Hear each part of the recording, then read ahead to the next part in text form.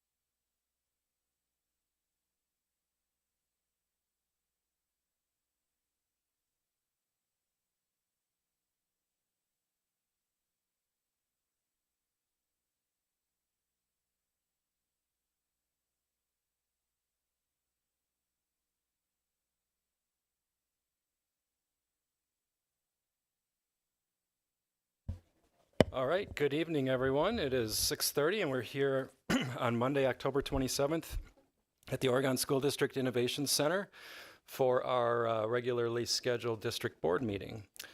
Let's see, so I'm calling this meeting to order. Katie, could you please call the roll? Ms. Bijak? Here. Dr. Bush? Ms. Garrison? Mr. Hensel? Dr. Lakuta? Here. Ms. Wright? Here. Mr. Pankratz? Here, board does have a quorum, and Nathan Hensel had reached out and let me know he was not able to make it this evening. Let's see here. Proof of the notice of the meeting. Katie has shared that with me, so we are checked there. For the agenda this evening, we have our regular items, consent calendar, information items. Under action items, we will be approving the 25-26 budget. I should say we're considering for approval the 25-26 budget. Also considering for approval the 25-26 tax levy and the 25-26 school calendar. And then we have policy 714 coming to us from the policy committee. That's on communicable diseases. Regular discussion items. And then we will be hearing from about a teaching and learning update from Brooklyn Elementary and Netherwood Knoll Elementary for their school goals update. So with that, I would take a motion to approve the agenda as printed. I'll make that motion. Motion by Dr. Lakuta. Is there a second? Second. Second by Ms. Bijak. Katie, please call the roll. Dr. Lakuta? Yes. Ms. Bijak? Yes. Dr. Bush? Yes. Ms. Garrison? Ms. Wright? Yes. Mr. Pankratz? Yes, motion carries 6-0. We have an agenda. All right, so for our consent calendar tonight, I will draw your attention to a couple of things. There are 2 field trip requests. One is an update from a request that we previously approved. There has been a change to that. That's for the MSAN field trip to Washington, D.C., and instead of taking bus transportation, they are now flying. And then the second one is, what is it? Oh, for Model UN, and that is to Chicago. So I would take a motion to approve the consent calendar as printed. I'll make that. Motion by Heather. Is there a second? Second. Second by Anna. And Leslie, did you have a comment? Yes, I would like to abstain from the minutes on this. Okay, Leslie's abstaining from the meeting minutes. I would like to thank our generous donators this month. We have a donor from BFF Book Club for $350, and that's for books for kindergarten students. We have a $100 donation from TRACT for RCI. $8,000 donation from the Oregon Area Food Pantry. That's for food service balances for students who did not qualify for free or reduced lunch. A $500 donation from Fidelity Charitable. That's for Reading Plus at Netherwood Knoll. A $25 donation from Amari Dyson for Community Ed for the PVE Spark program. And then a $406 donation from Brooklyn Methodist Church. That is for cold weather needs for students. Any additional discussion on the consent calendar? All right, seeing none, Katie, please call the roll. Ms. Garrison? Yes. Ms. Bijak? Yes. Dr. Bush? Yes. Dr. Lakuta? Yes. Ms. Wright? Yes. Mr. Pankratz? Yes, motion carries 6-0. All right, moving right along to informational items, we'll go to the superintendent's report for student highlights. Dr. Bergstrom.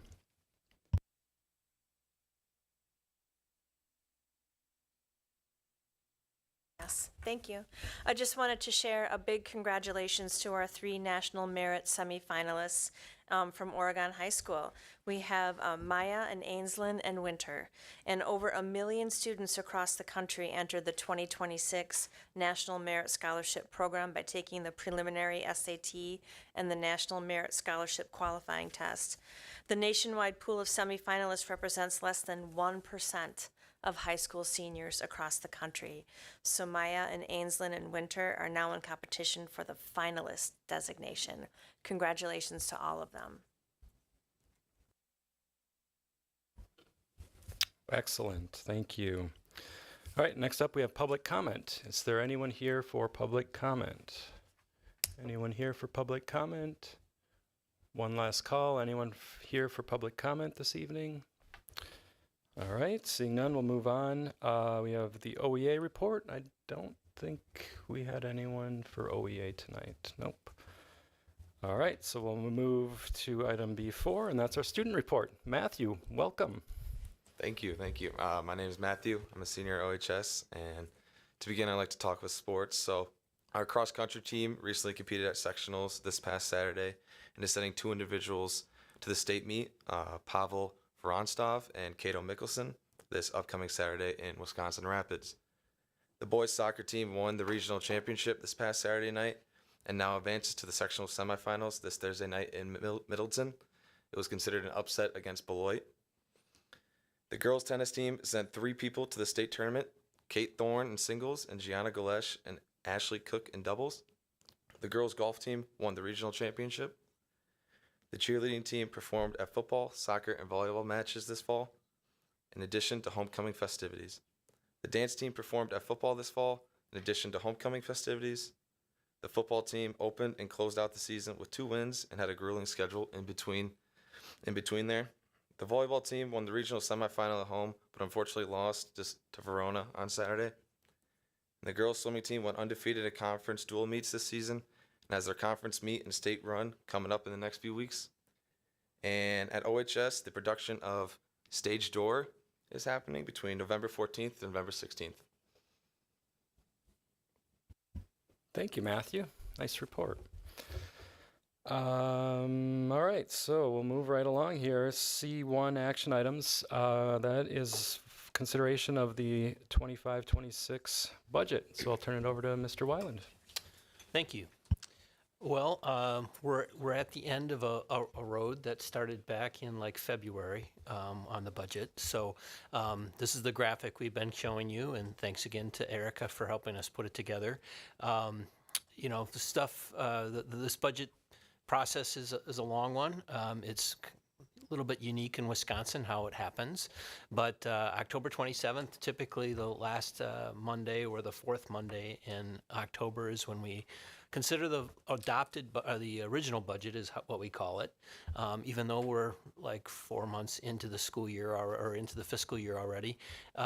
This is kind of what's called the original budget. Strange, but that's how it works. So we've been through a number of different work sessions. We've been going forward for some time. A good portion of the structure, and the board has heard me say this before, is really determined in the spring when we kind of determine the staffing pattern, because so much of the budget is really determined by staffing. But we'll go through this. I've kind of pulled out a couple slides from the packet that's in with the agenda item to kind of just touch on a couple high points, and then we'll, if there's any questions, I'll be happy to entertain those. And then the next item is the tax levy, which kind of goes with the original budget and supports it. So that said, just some high points from when we met last. We do have our third Friday count right now at the end of September. That's kind of when that happens. And it takes us a week or two kind of after that to actually track down some students that we don't know where they are. DPI is doing some things to try to automate that process a little bit, but that means we rely on other districts to basically help us. And sometimes that doesn't work as well as we'd like it to, but everybody's working to make that a better process. So we did decline 9 students, resident students. That's different than how many students we actually serve, as the board knows. The resident students are students that may not even go to Oregon School District, may go to a different school district, but are residents of ours and therefore go into the calculation. So we're down, we're only declining serving 8 students, so we're real close in that regard from last year.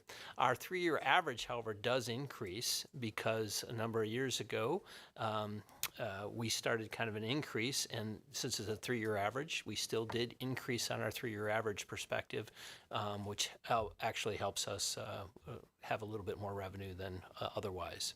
So just to mention this, the budget is technically not balanced, but in our mind it is, because when we say it's not balanced, it's because we have identified one-time purchases or one-time strategic amounts of money that we're carrying over from prior years that weren't spent, and that amounts to about $2.4 million. So there's a lot of different components to that, and we outline all those in the budget packet, so I won't get into that. But that is actually down from over $5 million last year. So we've actually started started to reduce them. And a lot of this money was related to kind of pandemic investments from the federal government that we are now kind of implementing over time and getting those in place. Unused taxing authority, that's something we strategically have done in order to delay having to go back and ask the constituents for additional money in a referendum. But we are actually transferring about $3.4 million to our debt service fund to actually reduce debt service burden. But that's money that we could access in the future in order to balance our needs within the budget. And hopefully we'll delay any need to go to referendum for the near future. That's always a little bit of a question mark because we don't know what may come from the federal government and those types of things. But we're in a good, strong position in that regard. The tax levy for these are the voucher programs. One's related to special needs students and the other one is non-special needs students. They are up about $150,000 from last year, and we have a graph on that I'll spend a little bit more time on. Another component to the budget that I wanted to really mention that really kind of drove things from a tax levy perspective is a choice that our legislature made in budget negotiations in July, and that is not to fund any additional funds into the state equalization formula. That's typically used to reduce tax levies for school districts. They also decided not to put any money into the school levy credit, which actually also provides tax relief. We are able to increase our spending by the $325 per student, but the legislature made that decision, even though they are sitting on historically high budgets or high fund balances in the state coffers. They decided not to put any money into tax relief from a school perspective. So that $325 per student, which equates to about $1.3 million, will be completely borne by our taxpayers, and that was by design from the legislature. So just keeping that into mind. And lastly, the last component, a large item that I just wanted to mention is we do anticipate being able to defease about $2.5 million of debt that exists from our improvements, such as the area we're in right now, as well as Forest Edge, within this budget. So that's kind of a positive thing from us, from our perspective as well. So just getting into a couple graphics rather than words here. Enrollment, again, we're down a little bit as far as head count. So that's that 8 students that we talked about before. Our resident is down 9, our head count's down 8. So not when we're talking about 4,000 students, we're pretty close there. You can kind of see the 3-year average, why that increased, because you can, last 2 years we've had some pretty strong numbers.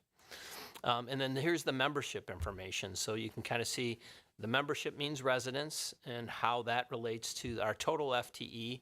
Now, again, this is all on a resident basis, and then our 3-year average FTE. So you can see the orange bar, I guess, on each set of years kind of went down a little bit there for a year in 22-23, kind of came up a little bit in 23-24, up again in 24-25, and again up again in 25-26. So even though we're down a little bit, our 3-year average is hanging well and actually increasing. And keep in mind that we're about one of, let's say, 25 out of 100 districts in the state of Wisconsin that is seeing an increase in that average. Even though we're down a little bit this year, most districts in the state of Wisconsin are decreasing. And overall, the enrollment in public schools in Wisconsin has decreased fairly significantly over each year, like over 5,000 students a year. And that's related to, well, we'll show you in a minute, but birth rate for the most part. Open enrollment is an indicator for many people of kind of whether your district is somebody or someplace that people want to come to. Our district is very strong in that regard. We have a significantly more students that come to us than leave us. Remember, we were talking about residents before. These are not residents. So the orange bar represents people, students from other communities that come to Oregon School District. The yellow are our residents that are leaving, and they do for a number of different reasons, sometimes just convenience for parents who are going to work and that type of thing. But you can see that we're almost 4-to-1 in that regard that want to come to Oregon School District and want to leave, which is a great thing. The other component to that is there are funds connected to these students. So, and those funds, the legislature did make some significant changes in that allocation this last year, which benefited Oregon School District. Enrollment class sizes. So this is what I was talking about before, and this is something that's most school districts around, even Madison, who have typically not seen significant decreases in enrollment, are experiencing, and that's very small, or not very small, but smaller kindergartens than 12th graders. So what that means is each year as we graduate 340 students and we only bring in 230, you have to bring in 110 students someplace in order to just maintain the same number that you were at last year. So that's the structural deficit, if you would, from an enrollment perspective. And in state of Wisconsin, schools are funded based on the number of students you have. So that's just something that we keep a very keen eye on. When our office staffs are going crazy looking at all the enrollment that's coming in the summer, I have to kind of take a deep breath and say, okay, I know you feel like there's a ton of students coming in, and there are, but we have to increase that many students and just to hold steady, so I can't get too excited about projecting an increase. So that's just something that we've learned over time. So here's the voucher students. I wish I could remember. I know the W stands for Wisconsin. I think it's Wisconsin Parental Choice Program. And the next one is related to the special needs students. You can see that those have been growing, not exponentially, but linear over the last 3-4 years, basically. And last year, from last year to this year, we saw an increase of about $150,000.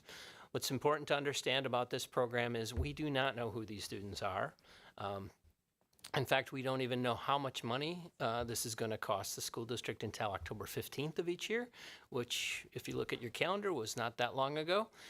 So it's hard to plan for this, although the linear nature of our past experience here would lead you to believe that we should continue to plan for an increase.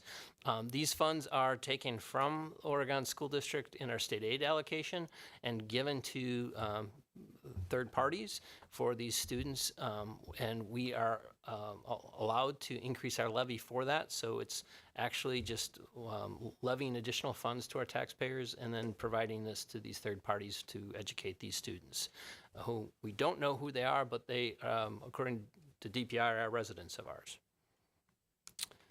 So the revenue limit equalization aid formula. So the formula that I've shared with you guys before, the revenue limit, which is based on how many students we have, minus the equalization aid, basically equals property taxes. It's really pretty much that simple, although if you look at the forms that are in your packet, it looks a lot more complicated.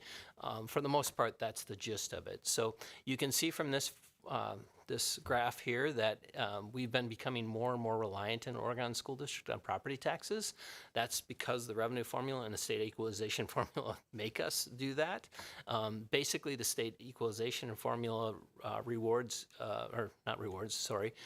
decreases the amount of money the school district gets based on an equalization formula, which is based on how much value per student is behind each student.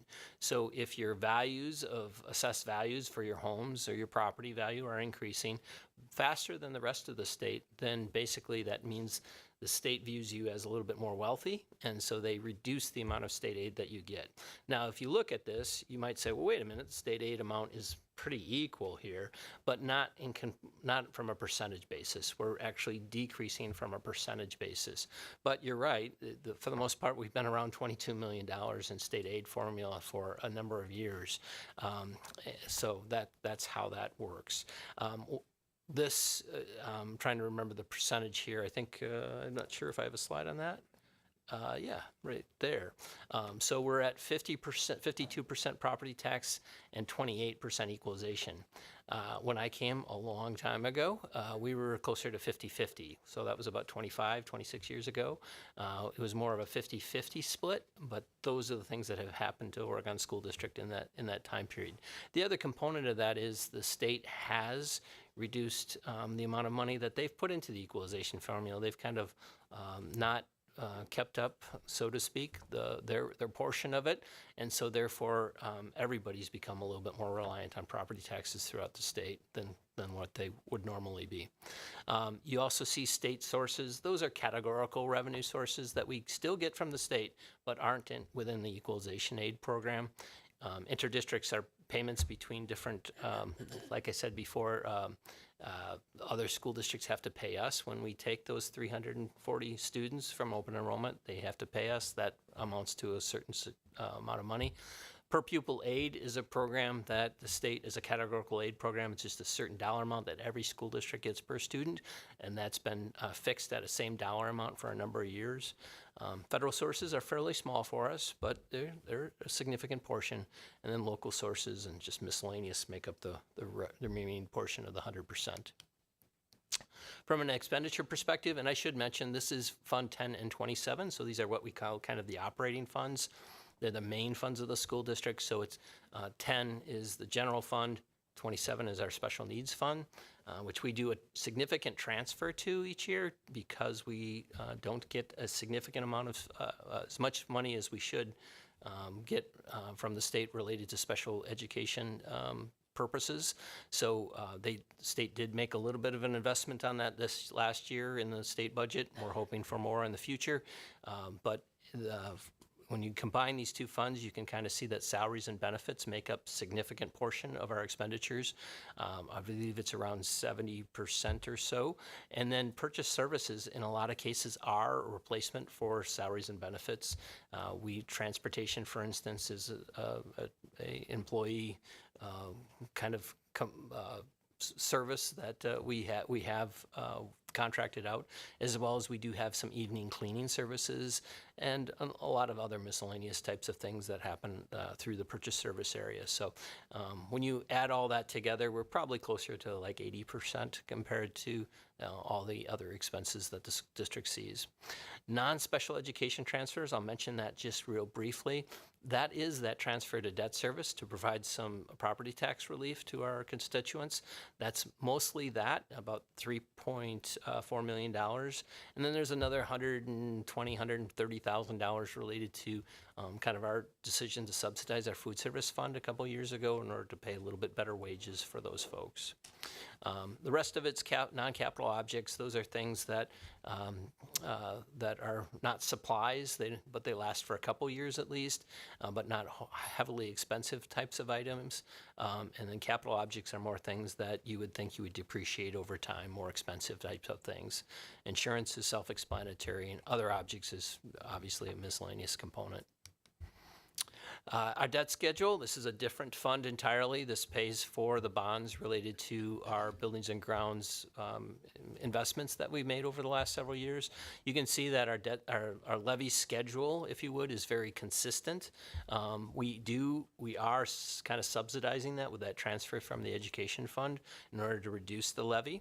But you can see for the next 15 years or so, that's the schedule. After 2038, which seems like a while down the road, but it goes fast, we would be debt-free. But that's where we're at this point in time. We do hope to defease, I mentioned that before, we should have around $5 million, $5.5 million, which we could strategically defease from that schedule. So that's something that we'll be talking about as we move into the rest of the school year. So here's the tax levy, and made out of its different components. You can see there used to be a green bar in there called non-referendum debt service. We paid off all of our obligations with that a few years ago, so that doesn't exist anymore. Then the yellow bar, which is, again, very, very minor, is our community service fund. It helps us pay for our pool, our performing arts center, and then our community programming that we do each year. And then the other two main components are the operating funds for, like I mentioned before, the special education and the general fund is that kind of lighter orange, and then debt service is the darker orange. Now, if you look at that and you look at our levy you're like it should be 6.2 million, and it looks like it's under 5. That's because the transfer is happening with that light orange into the darker orange in order to provide some tax relief for our constituents. So that's where that is, and that's why when you actually look at the levy, it's a little bit less than what the schedule is because we're transferring those funds. So here's kind of our levy rate history. You can see that the rate did go down again. I don't get too excited about the rate. I like to see that it's going down, but as you have increased growth and equalized assessed value, that's going to drive that rate down too. So, but our growth, our EAV growth, is starting to moderate a little bit from a couple years ago when we had almost 20% increase in EAV. We're down to just under 8% this year, which lowers the rate a little bit, which is a good thing for our taxpayers as well. And that's really the presentation. I have one more slide when we get to this tax levy, but I'm open to any questions that you may have regarding the agenda item, the packet. We tried to kind of go through all the changes that have happened over the last couple months or so since the primary budget, actually been 2 months, preliminary budget. So if anybody has any questions, I'd be happy to entertain those. All right, we'll start with clarifying questions. So hold statements and just start with clarifying questions. We'll start on this side of the table. Mary, did you have? Sure. So Andy, really nice presentation. I appreciate that. Thanks. And I was hoping you could go back to the voucher graph, Yeah. this one. I know we don't know who, but do we know how many students this represents? Oh, yeah. I think it's actually that number on there. That's the 31.2. Sure. All right. Yeah, we can actually figure that out by combining some information that DPI has. But yes, we have no idea who they are, but we do know the FTE. How do you get a 0.2? Well, Sorry. but that's okay. 4K students are actually technically counted as a 0.6. Gotcha. So Okay. because they don't go to school full time, that's how you get there. Thank you. That's what threw me off. I was like, it can't be the number of students. So then, can you tell me a little bit about the difference between the independent charter cost and the voucher school programs? So I'm not overly familiar with the methodology of that, but I can tell you about how they're counted is different. The independent charter schools are actually built into our 3-year average. And if you see on there, it was yellow, and the yellow got smaller. We actually have, for a couple years, had 5 independent charter students, and it went down to 1 this year. Again, don't know who they are, but it's just a different methodology that DPI has to manage all these different programs that the legislature has passed over the years in order to provide options to parents outside of the public school district, and that's one of those options that they provided. So I can explain why the yellow got smaller, but I can't tell you much about the independent charter program. That's okay. I appreciate that. And so, if I understand what you have told me in the past, Sure. This money essentially, our taxes go directly to, well, not directly, but Through DPI. our tax money is taken off of the top, Yep. funneled through us, and then it goes to DPI, who then discharges the dollar amounts to the schools. Yeah, when DPI pays us either a state equalization formula or whatever, they just subtract that money off, and then we account for it as an expense, although it's just not money that we've received.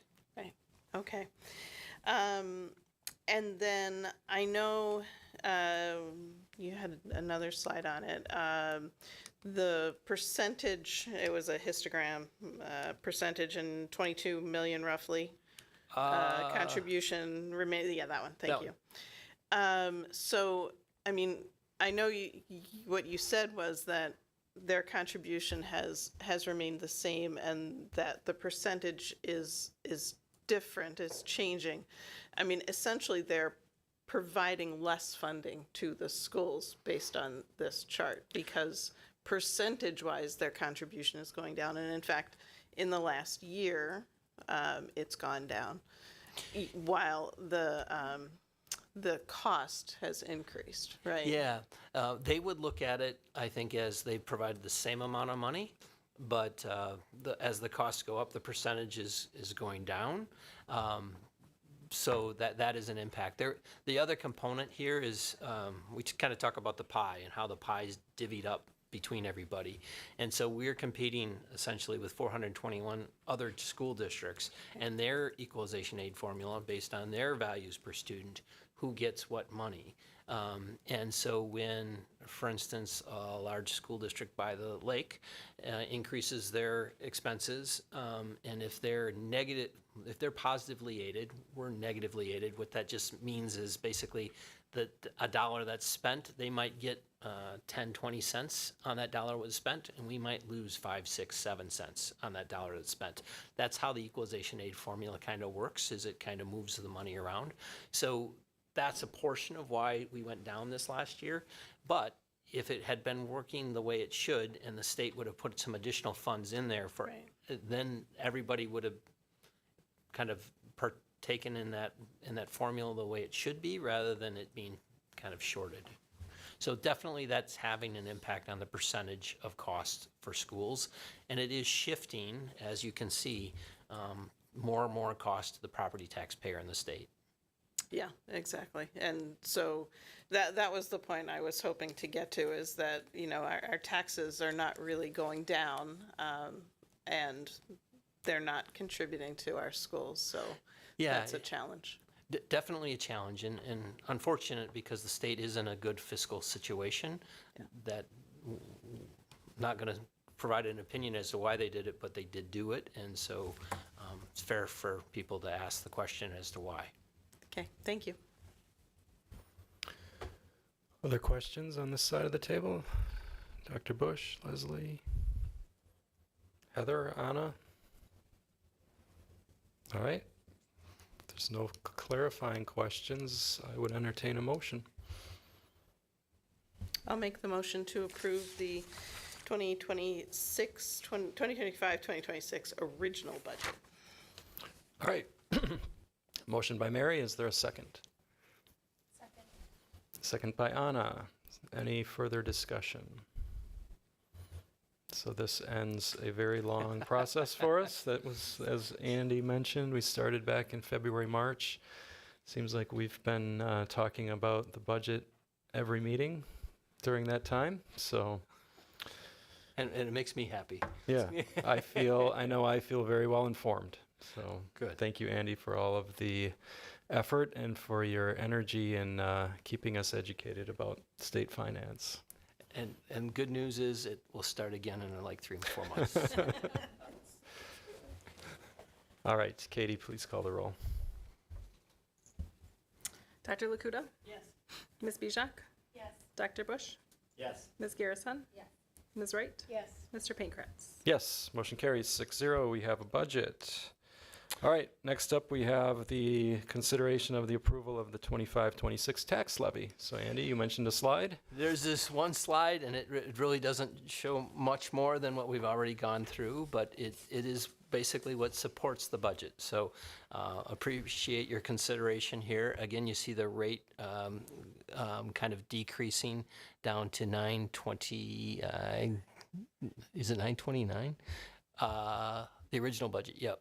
So a little bit higher than what we anticipated in the preliminary budget. That's because of that school district I mentioned by the lake, not the lake close to us, but a bigger lake. They kind of threw a little bit of a curve at us. They're having some hard times kind of reporting some of their financial expenditures, and as I said, we all quote unquote compete for that pool of dollars, and so when they share that information a little bit later than everybody else, it makes it harder to project. So we did lose a little bit of additional funds that increased our rate this last year, or this last month, when that particular school district provided their financial information to DPI. So other than that, fairly close to what we were anticipating as far as a levy. And again, any questions that anybody has, I'd be happy to answer those. All right, any clarifying questions on the tax levy? All right, I would entertain a motion. Motion by Heather. And second by Mary, just confirming that you're making a motion to approve the total tax levy of $46,325,322. Any further discussion? I'll just note that does represent a drop in the mill rate of 15.15 cents, 1.55% drop in the mill rate this year. So, all right, Katie, please call the roll. Ms. Garrison? Yes. Dr. Lakuda? Yes. Ms. Bijak? Yes. Dr. Bush? Yes. Ms. Wright? Yes. Mr. Pankratz? Yes, motion carries 6-0. We have a tax levy. All right, next item is C3, and that's the consideration of the 25-26 school calendar. Oh, 26-27 school calendar, yes. Thank you, Katie. So this is coming to us from policy, so I'll turn it over to you, Mary. You can kick us off. Sounds good, thank you. All right, so we did meet on the 20th of October as a policy committee to talk through the 2026-2027 school calendar. Both are included in the purple. It was calendar B and calendar C that we were talking about.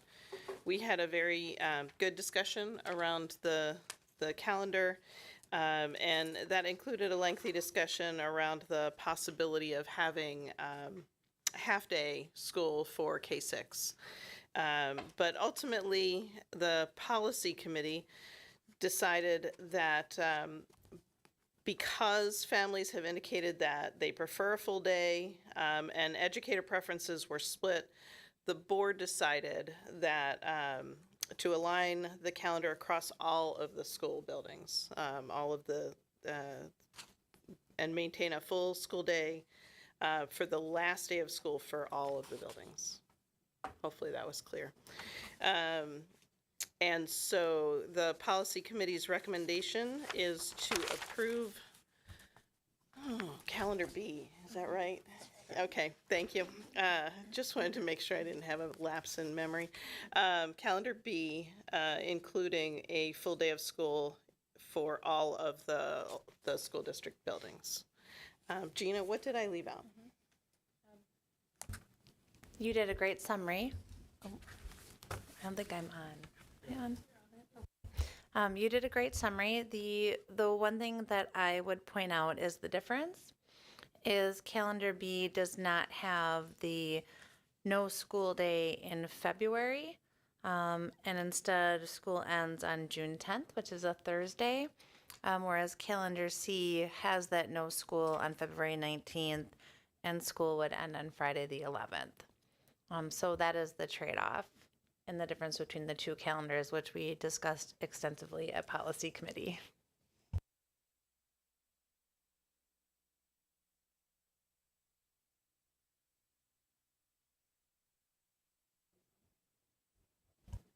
There we go.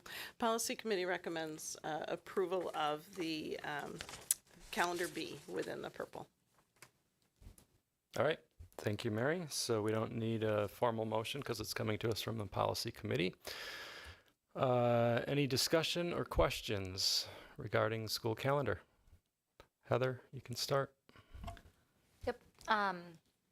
This is noted in our notes, but I just want to say it out loud that I hear from many parents and throughout the survey too how grateful that the community is to have the opportunity to give feedback. That is not something that every school district does or many school districts do.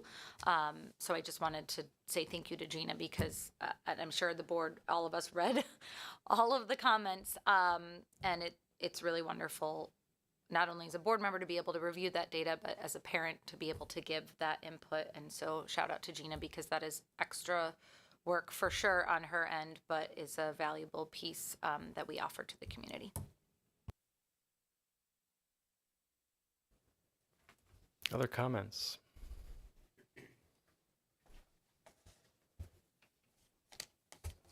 I would just like to thank the committee and Gina for going through this. It's always, I know it's always a lot of work every year and lots of debate around what is the best calendar for our community.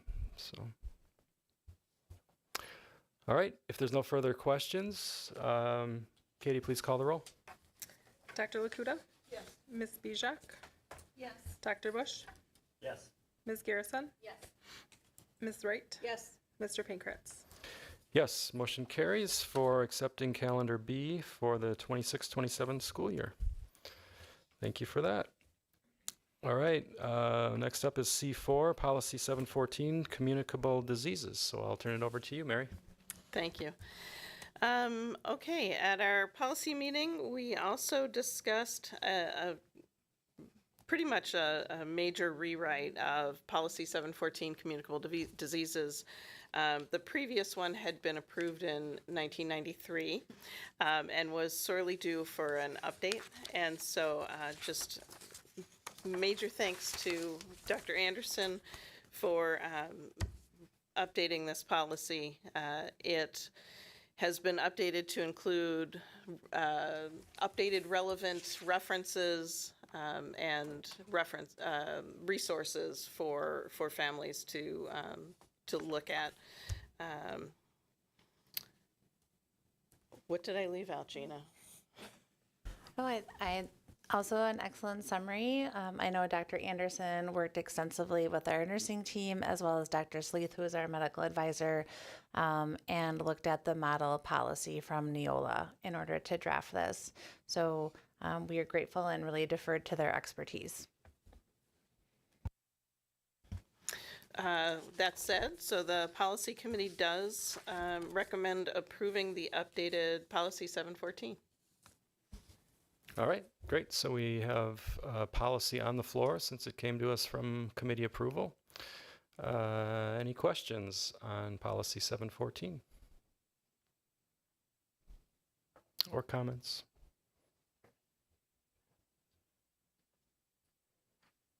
All right, we will go to a vote then. Katie, please call the roll. Dr. Lakuta? Yes. Ms. Bijak? Yes. Dr. Bush? Yes. Ms. Garrison? Yes. Ms. Wright? Yes. Mr. Pankratz? Yes, motion carries 6-0. Thank you, Policy Committee. Good work. We'll move right into committee reports, and we'll start with visioning. I think there's a meeting tomorrow. Anna? There is. We will be meeting tomorrow at 5:45 in the Innovation Conference Room here at the high school. We'll be talking about facilities. We're getting an update on the splash pad, Worth Woods, and Donaldson property. Excellent. Thank you. Dr. Lakuta for policy. Yeah, thank you. So policy, our next meeting is the 17th of November, 5:30. Thank you. All right. Thank you. Moving on to E1, we have visioning and strategic planning. Dr. Bergstrom. Thank you. I'm very excited tonight to have our second night of school reports for you, where they will be looking at the 24-25 school year and the results of their excellent work, the excellent work of the staff in their buildings, and then we'll be looking forward to what we have been planning and what we are engaging with in our 25-26 school year. And as you know, this is really all a part of how each of the school buildings is carrying forward our vision, a portrait of a graduate, and how they are aligning their work to the board's strategic priorities and the annual priorities of the district. So I'd like to invite our administrative team from Brooklyn Elementary and Netherwood Knoll Elementary to come up to the table here. They are all going to be kind of going back and forth a little bit together, so it might be easier to have everybody up at the same time. As they're getting comfortable, I'll just talk a little bit about the fact that what you will be hearing from both principals tonight, Ms. Seidenstricker, Ms. Eimerman, really is how we operationalize the fact that we are guided by our mission and we are driven by our values in service of that mission, right? And what does that look like in a school, in an elementary school in particular, when we are, just as Lindsay Engelhardt talked to you about with 4K, it's the same for our elementary schools. No matter the age, we are working toward cultivating the skills and the characteristics and the competencies that are part of our portrait of a graduate. And I think you'll be hearing quite a bit about that tonight. And you'll also be able to hear from them how your priorities as a board are living within our systems. And you'll hear a special focus on the OSD goals specific to increased academic achievement and increased learning readiness, which is both physical and emotional. And we know in our district with our whole child philosophy that if you're not taking care of what here is seen as goal number 2, you're not going to be able to increase student academic achievement because they have to feel safe and cared for and like they're a part of a community, that they belong in that community, if we're really going to be able to get the very best out of them for academic achievement. So you'll hear a lot about how our principals balance those two twin priorities in schools. Now for 24-25, you'll see these were the goals that they were given at this time, or really last summer, the summer of 2024, which was really the importance of increasing students' proficiency toward reading as measured by STAR, for the most part, for state level standards, by 5% each year for the next 3 years. And then we spoke about the fact that we were going to increase the number of students from our underserved groups who will experience proficiency and have that rate of growth exceed that of the district as a whole. Now, you know from previous presentations that we have refined that and we have flipped that as far as how we're trying to think about the type of growth that we need to cultivate for our students. But what you'll hear tonight is a report on the progress for these goals. And I believe that I really kind of handed off a little bit here to Anna Seidenstricker as we start talking about what we consider to be some of our shared strategies across all of our sites. Can you hear me? Okay. Hello, everyone. It's wonderful to be here with you tonight. And to kick us off, Lindsay and I are both going to discuss some things that happened universally across our schools, including Prairie View and Forest Edge, which you'll hear from in a couple of weeks. But these are some really important pieces that we all were cohesive on in terms of our instructional planning at our sites and really shaped the work that we did throughout the school year last year. And you'll hear kind of continuing into this year as well. So the first piece, as you're aware, the state of Wisconsin implemented Act 20 last school year, and that was the first year of implementation. Implementation truly started in the winter, which testing started in December, but we used the fall as a trial run. And the reason that was a key strategy is that was all new learning for our K-3 staff, because Act 20 is K-3 legislation aimed at supporting students in reaching reading proficiency, which we all are definitely on board with, and that's what we aim to do each and every day. The differences really were a completely new assessment platform that we needed to learn, not only how to administer, but what the data tells us. And then from there, how do we use that data to write really purposeful plans called personal reading plans, or PRPs, for our students who are showing greater risk of not meeting that proficiency benchmark. And then followed up with that, once you have the plan, is the instruction and the monitoring, the progress monitoring to see how students are doing, and of course the communication with caregivers.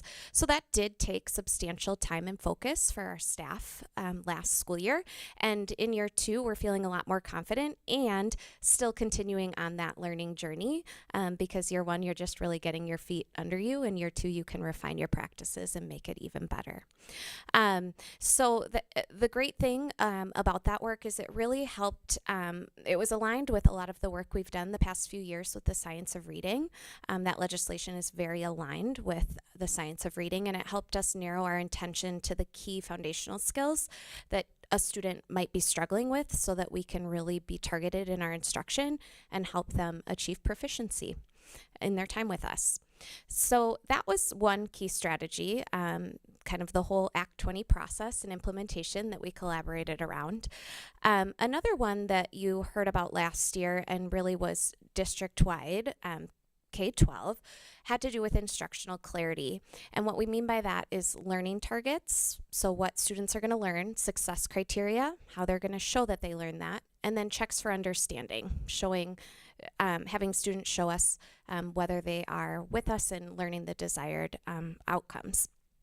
And so as a district team, last summer, you may recall we worked with ASA and the SAIL Academy, and we selected instructional clarity as one of our key strategies to support our students. And the reason that we chose that, there were a few reasons, I should say, but one was based on John Hattie's research that instructional clarity, when implemented with fidelity at a high level, can have an effect size that is equivalent to almost 2 years worth of growth. So if students are really clear in what they're learning and why they're learning it and the relevance of that to their worlds, that can have a really substantial impact on their learning and achievement. And so as a district, we were really leaning in and focusing on that and using those learning targets and success criteria also to uphold the rigor of our standards and ensure that we are maintaining that high level of expectation for our students and for each and every one of our students in our classroom, and providing those scaffolds as needed to support that.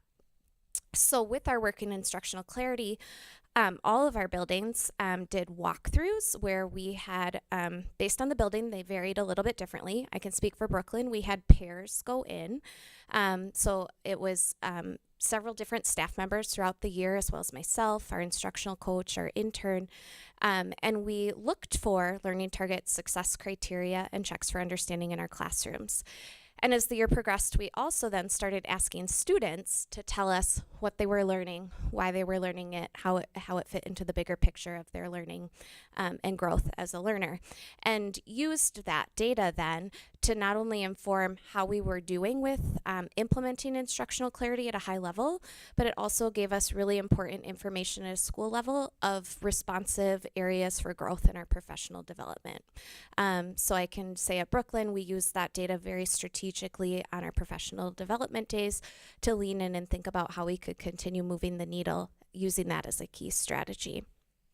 And so that was a really big focus and really a common framework that we implemented across the district and our K-4 sites as well to support us in taking the next steps in that work. And the other key strategy that I will share that again is district-wide was really leaning into our PLC framework to support student growth and achievement. And we selected an analyzing student work protocol to support us in doing that work, to really dig into what the data from students was telling us and what our instructional moves were and how those were influencing the outcomes. And so our teams got really specific in what analyzing student work looked like, what the conversations that we were having sounded like, and then what we were going to do based upon that data and how we were going to be responsive. And so we had really rich conversations in PLCs just about not only the process, but then had opportunities to practice throughout the year in analyzing the data. And I would say K3 specifically, rich opportunities to analyze that Act 20 assessment data. And that was a really authentic opportunity for us to engage in that work as well within our PLCs. So with that, I'm going to turn it over to Lindsay for a couple other strategies. Thanks, everybody. All right, so in hindsight, I kind of wish that these last two bullet points were switched around as I'm thinking about it. So as Dr. Bergstrom pointed out, obviously, if students are not present in their bodies, they're not feeling safe in the classroom, they're not regulated, maybe they haven't had enough to eat. If they're having any of those challenges on any given morning, it's going to be an impediment to learning, and we know that.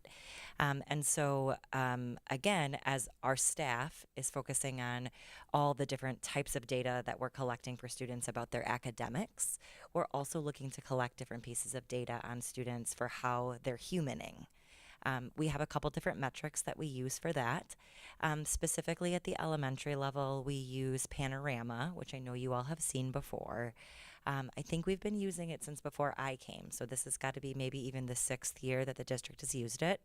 And typically what that's going to do is give us information on how students are feeling sort of overall in a variety of categories. But then it also allows us to kind of mine down into individual students. And so we are able to see if there are kiddos in there who are discrepant in any way.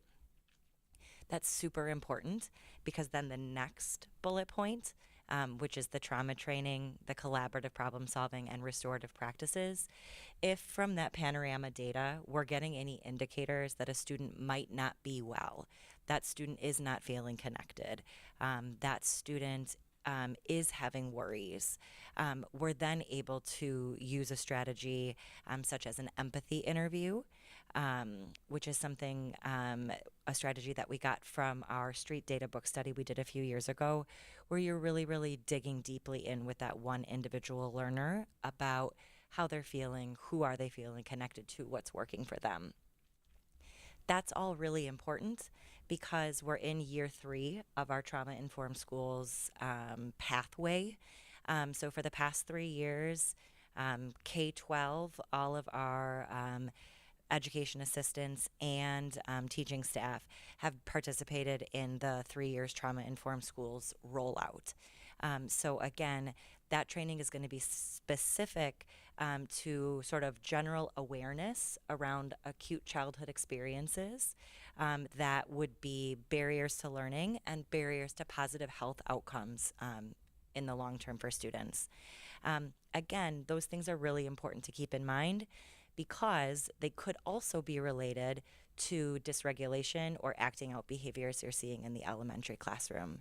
And so that's where then collaborative problem solving and restorative practices, those are 2 different strategies that we use. Collaborative problem solving is the work of Dr. Ross Green, is essentially the idea of instead of that idea of if a kiddo is dysregulated or unsafe in the classroom that we're casting them out, it's the idea that we're calling them up and we're calling them in. Instead of making a plan for a child, we're making a plan with that child. And so there's a really large component of student voice, which is very important. That parlays really nicely into the restorative practices, which is, again, when harm is done, how are we repairing that harm? And so each of those, the trauma training, the CPS, we call it, and the restorative practices, those are adult strategies and adult mind shifts. But something we say a lot is that, all strategies, all things come through the adult. So a well-regulated teacher is going to be able to have a well-regulated classroom. And so starting really big picture with that panorama data, again, we're able to see trends across sites, trends across schools, but then we are able to kind of mine in and make sure that we're not leaving any kiddos behind.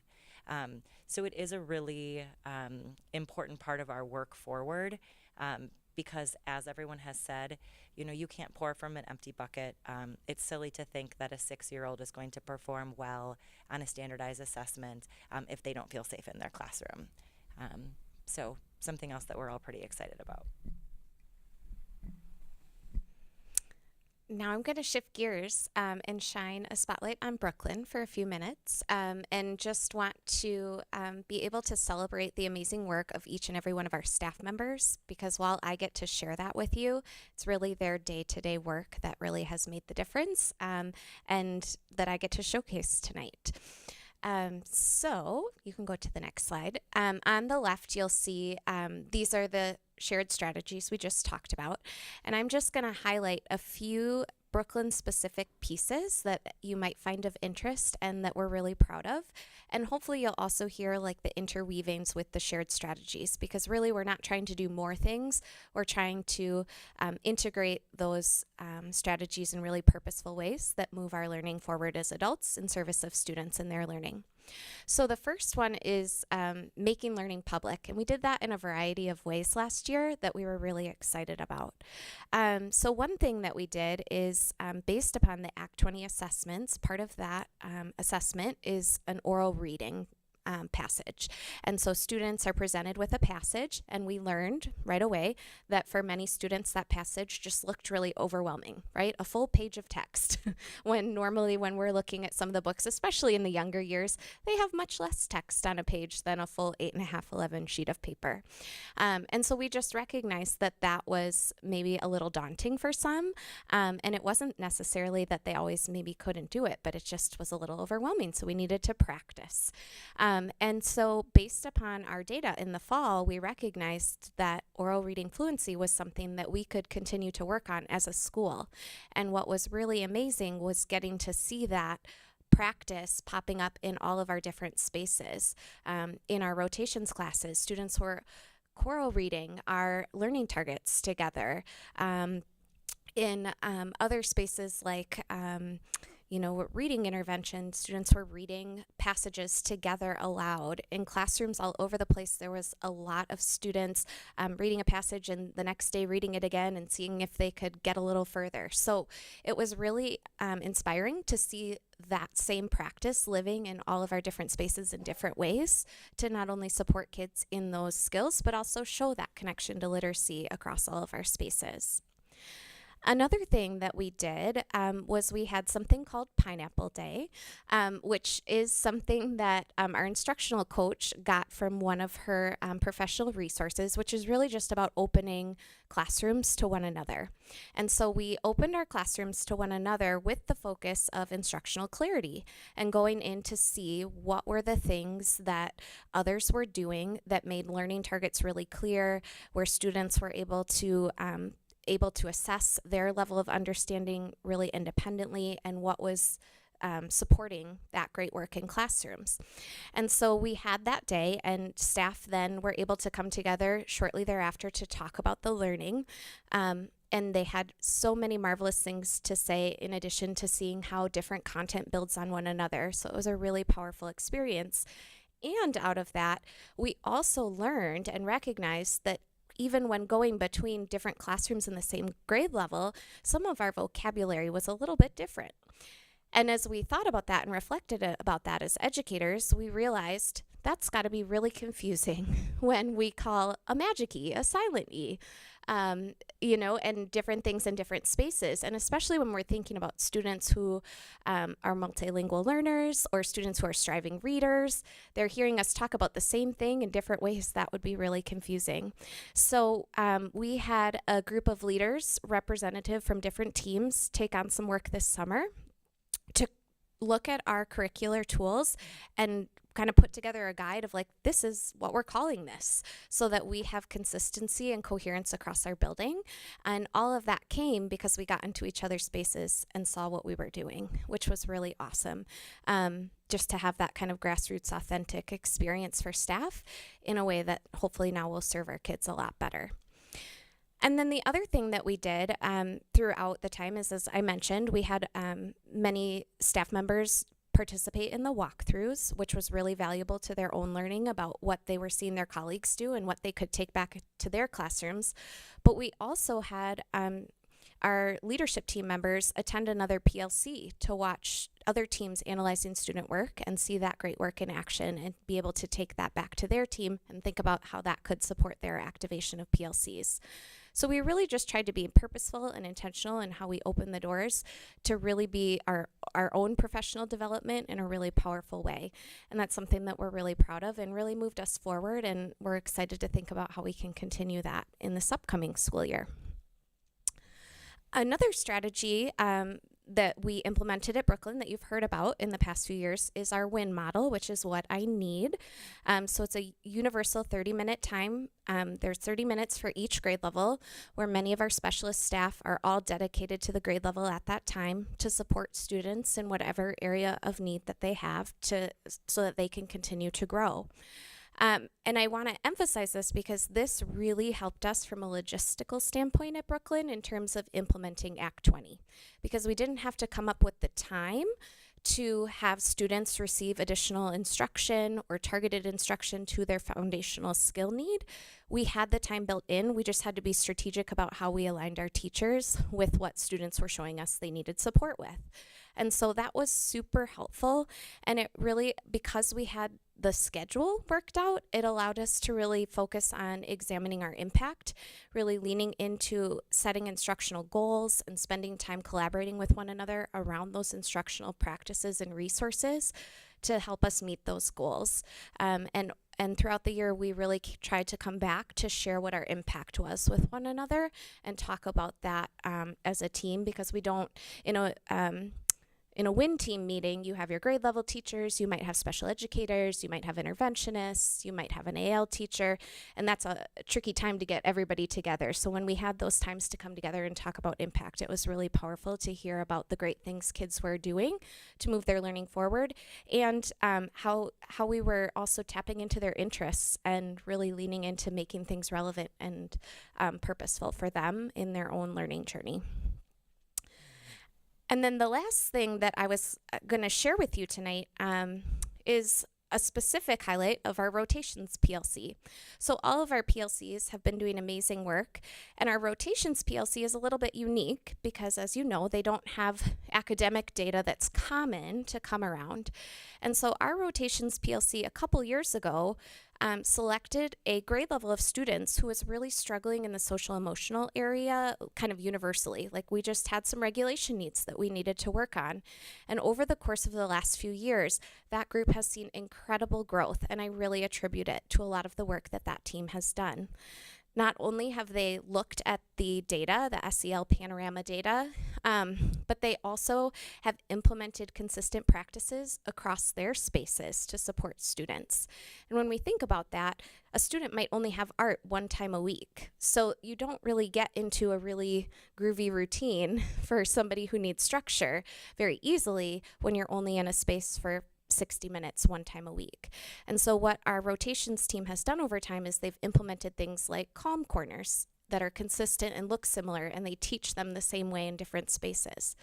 Last year, the Rotations team created a universal visual and system for checks for understanding, which was aligned to our instructional clarity work.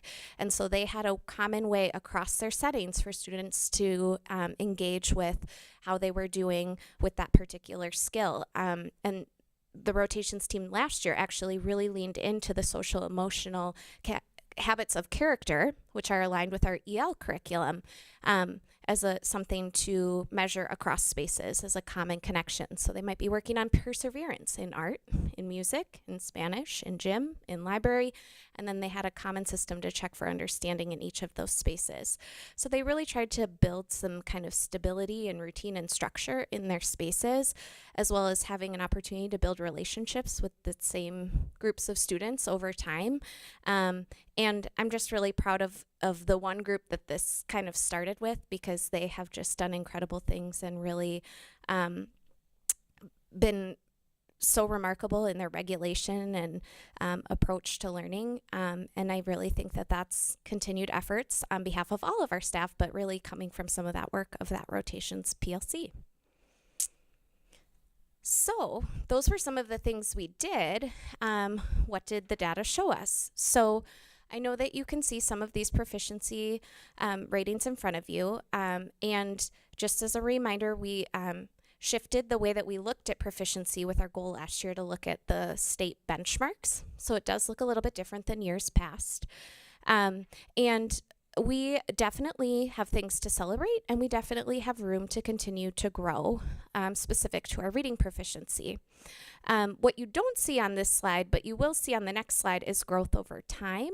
And so something I want to highlight is those strategies that we really leaned into last year did have impact, because we started the year at 49% proficient based upon the state benchmarks using STAR, and we ended the year at 58% proficient. And if you recall, the district goal was 5%. So we were really proud of our work and seeing those efforts come through. And then, as you recall, the second goal was that the growth of underserved groups would be more than that of that group. And our underserved groups, when we looked at those students, we had a 10% increase in proficiency.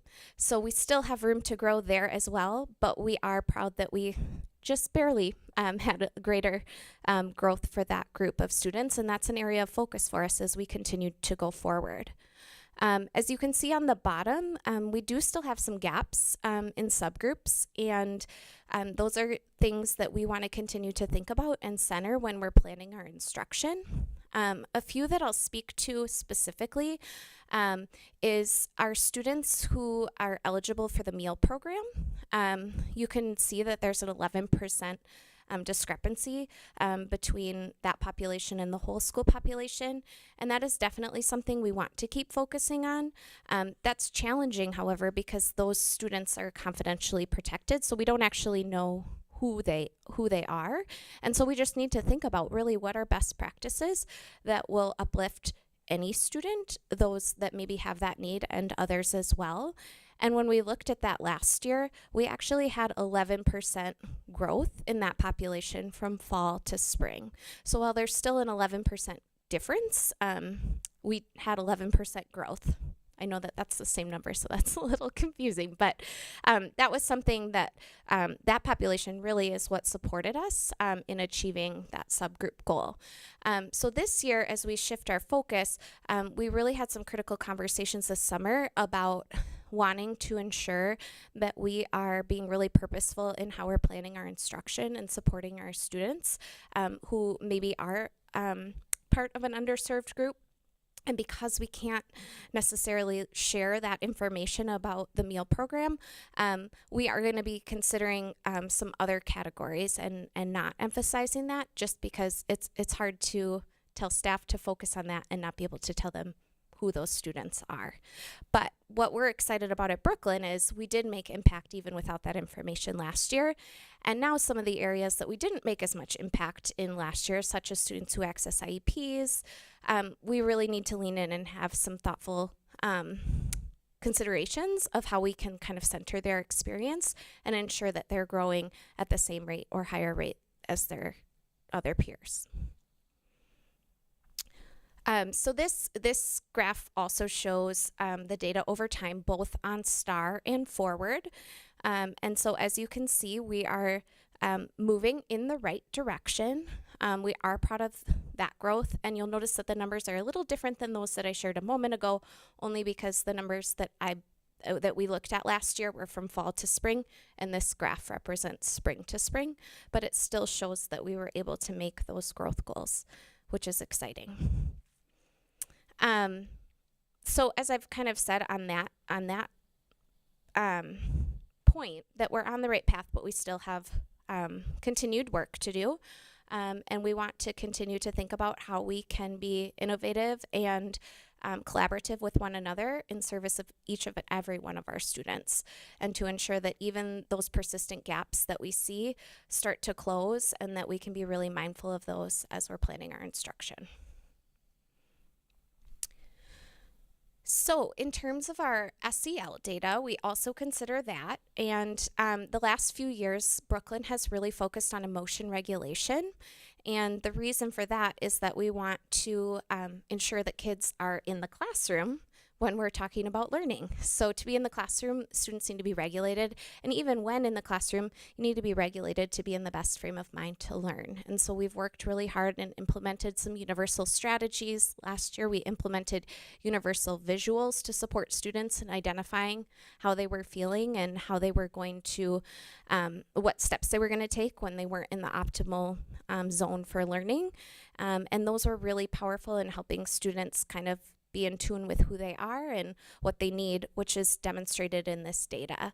One thing to note, the emotion regulation national percentile, there's a glitch in the Panorama system right now, which is why you don't have a comparison there. But historically, that percentage would put us in the upper end.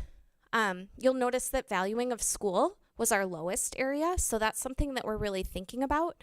And we've actually kind of naturally tied that with our sense of belonging data, because when we looked at, even though we were proud of our sense of belonging data, when we disaggregated it across subgroups, we did notice that some of our subgroups that are underrepresented did have a lower sense of belonging than their peers. And so that didn't sit well with us, so we want to think about how we can boost the sense of belonging for each of our kids? And with that, how do we also build in that relevance? How do we build in the relevance of what they're learning and how it's connected to their lives and how it will help them in their journeys as students and humans? And so we see a really natural connection between sense of belonging and valuing of school that we're carrying forward into the upcoming school year.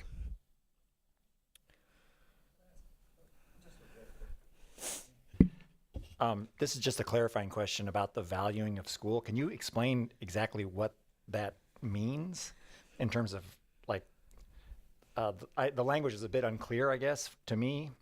Yes. And so could you just explain it really quickly? Yes. My great pal here, Lindsay, actually has the questions for you. So there are things along the lines of how interesting do you find things in school? How often do you use things from school in your daily life? How important is it for you to do well in school? How useful do you think school will be in your future? So kind of those things about how school connects to the greater picture of life. So moving forward, we're really focusing on better. We recognize that we really want to focus in on a few things in the spirit of simplicity. You might have heard of that last year, but really doing a few things really well. And because of that, we feel that we've made some really good movement doing having a focus on some of the areas that we have been focusing on. And there's still opportunity to continue pushing forward to do even better. And so a few ways that we're thinking about that is in PLCs, particularly as January comes up, how can we pass facilitation to our team activators? Currently, we have our instructional coach or an administrator sitting in on a lot of those PLCs, which has been so amazing as for myself, just to witness the amazing work of our teams and be a part of that with them.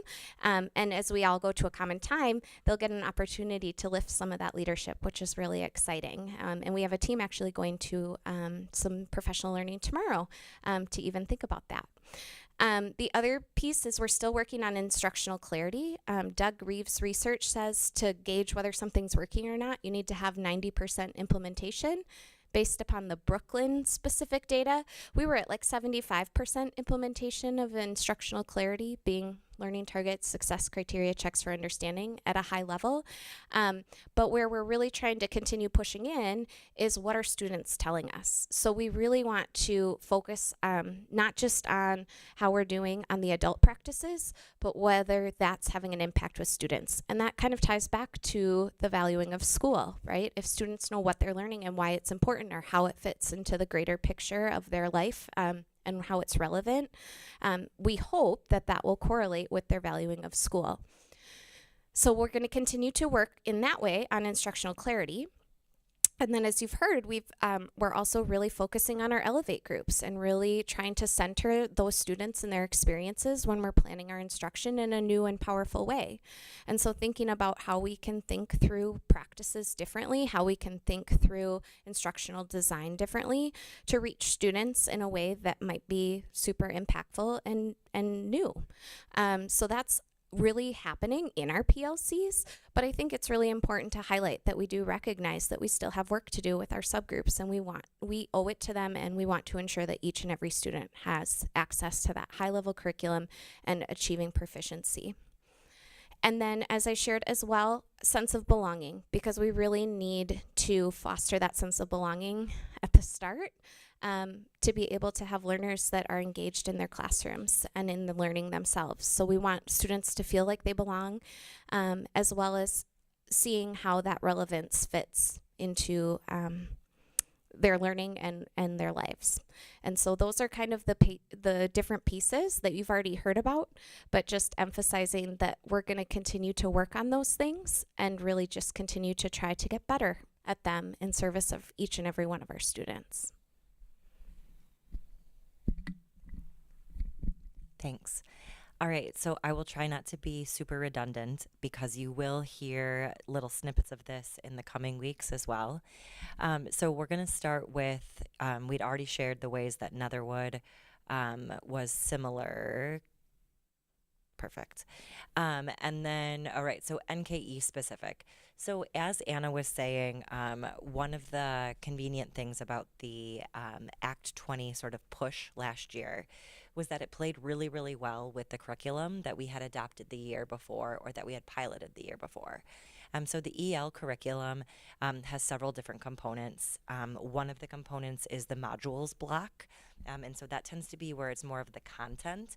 It might be repeated reading. It might be shared reading and then writing for a purpose. How do you structure paragraphs? How do you decipher author's purpose?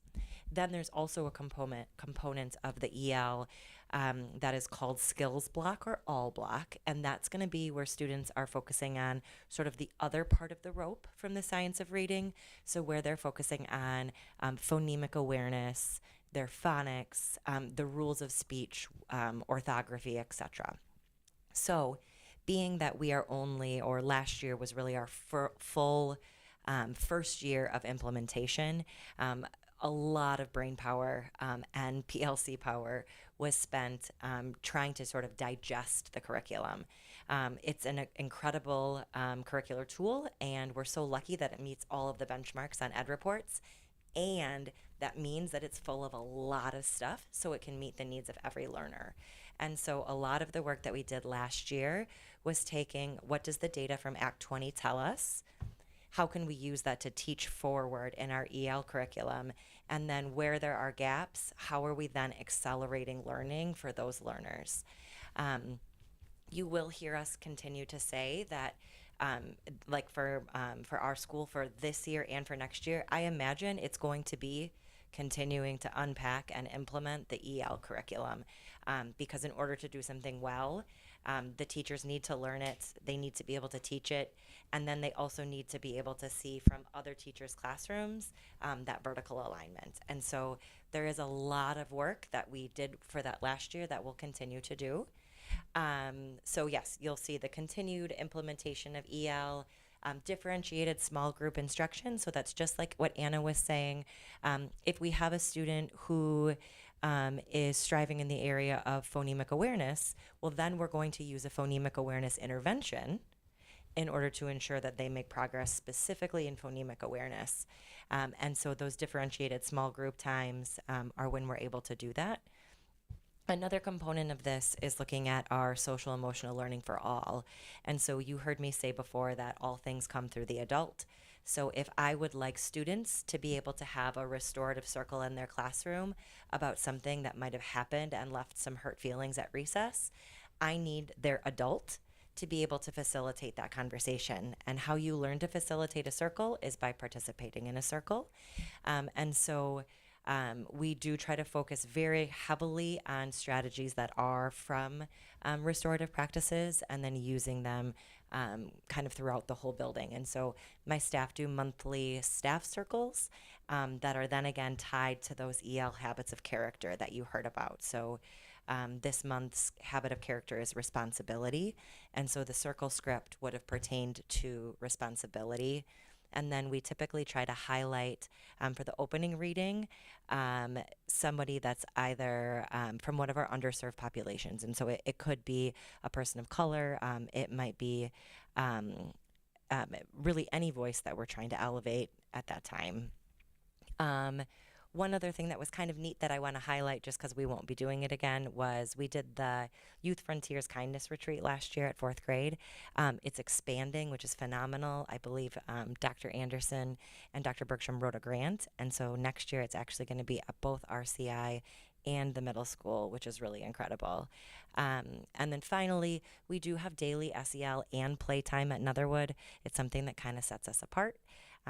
The American Association of Pediatrics says that you should have play up to an hour a day for students up until age 8. Both of my boys go to Netherwood, and I take that pretty seriously. And so we do have 20 minutes of SEL and playtime every day, which is just something kind of special that we're really proud of. All right, academic data. Highlights first. Netherwood is extremely proficient. We're very proud of our reading proficiency numbers. What you're looking at right there is some of the same data. So where it says school-wide reading proficiency, that's showing STAR, but it's essentially STAR's extrapolation of reading proficiency based off of forward. So then when you look at the forward graph over on the side, It's essentially similar information. You'll see when we go to the next slide, when we're going up over time, that Netherwood has continued to gain proficiency through the years, which is wonderful. We were coming in right around 70% proficient on reading on the forward exam this year. The state, I think, is about 52%, so above 70%, which I think all of the elementary schools are, feels really, really good. That being said, there are persistent gaps in our data, and they're the same persistent gaps that we see every year. So specifically students who access IEPs, are non-white learners, and then students who might qualify for economic assistance. This again is that same data, so you'll see that the blue line is the STAR proficiency, and then the green is the forward proficiency. We're really excited to see that they've both been growing up. They've been going up over time. And again, there's those persistent subgroup gaps. All right, social emotional learning. So you'll see the percent favorable ratings. You'll see the national percentile and then the changes. We were super jazzed about some of the scores. We also felt super not jazzed about some of the scores. For example, social awareness. When you compared Netherwood to schools nationwide, we looked really, really, really great. When you compared us just to elementary schools, you were able to see that our score in social awareness was discrepant. And so in a little bit, I'm going to talk to you about a couple of things that we're doing for that. And our most recent fall assessments, you will see, showed that we were at the 90th percentile in all areas. So I'm really happy to hear that. Again, except for the valuing of school, I do want to mention that that is very similar to our school perceptions data as well. So I know that you get reports on the school perceptions data. They also have questions that are you can kind of crosswalk them to valuing of school that are similar things, like I use what I'm learning at school in my daily life every day. And so I do think that that is a persistent gap that we're seeing, and it's definitely something for us to be curious about. I appreciated that Anna had mentioned the instructional clarity piece, because a student being able to tell you what they're learning and why, or what they're learning and what it might look like in the real world, is really how we gain momentum in that area. I think it might also be another place for us to be thinking about different ways that we're bringing the community into the school, and making the students' lives, outside lives, visible inside. So just another way to think about it. All right, so moving forward, academic focus. So we're going to continue implementing the new, the EL curricular tool, but then additionally, they actually updated their skills resources this summer, which is phenomenal. Was it last summer, Darcy? Last summer, which is so exciting, but it means we get to do some things over again. So we're working on that right now. In the area of social emotional learning, we're going to lean into something called the social thinking curriculum. They have a program called Superflex, and it's specific to upper elementary school kiddos. It's very neuro-affirming, meaning it uses lots of asset-based language when talking about neuro differences, and it's specific to habits of thinking, like your thought bubble, rock brain. I, of course, can't remember any of the others. They're called unthinkabots. But it really helps with self-regulation and perspective taking. And so one of the things we're going to do this year that's a little different is actually implement that curriculum in our first and second grade classrooms, tier 1. So we're going to just sort of do it everywhere, and then see what happens. So I'm really, really excited to have it. It's a great curricular tool, and it also partners up beautifully with the work that our speech and language pathologists do. So it should be wonderful.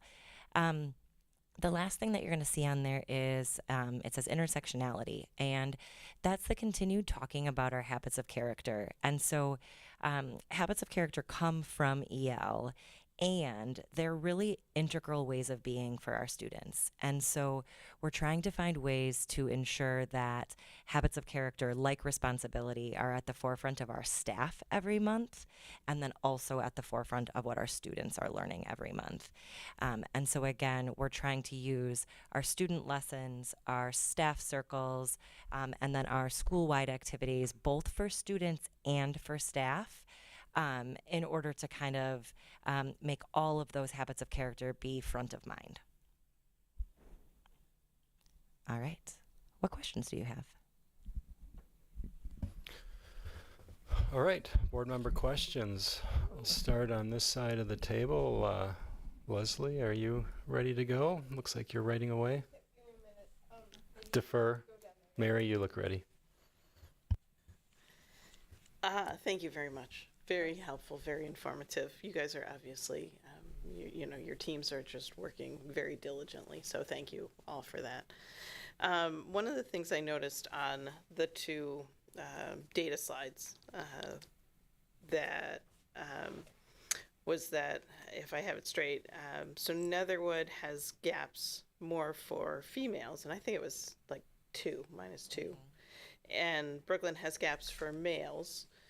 And I assume that's in the same age cohort.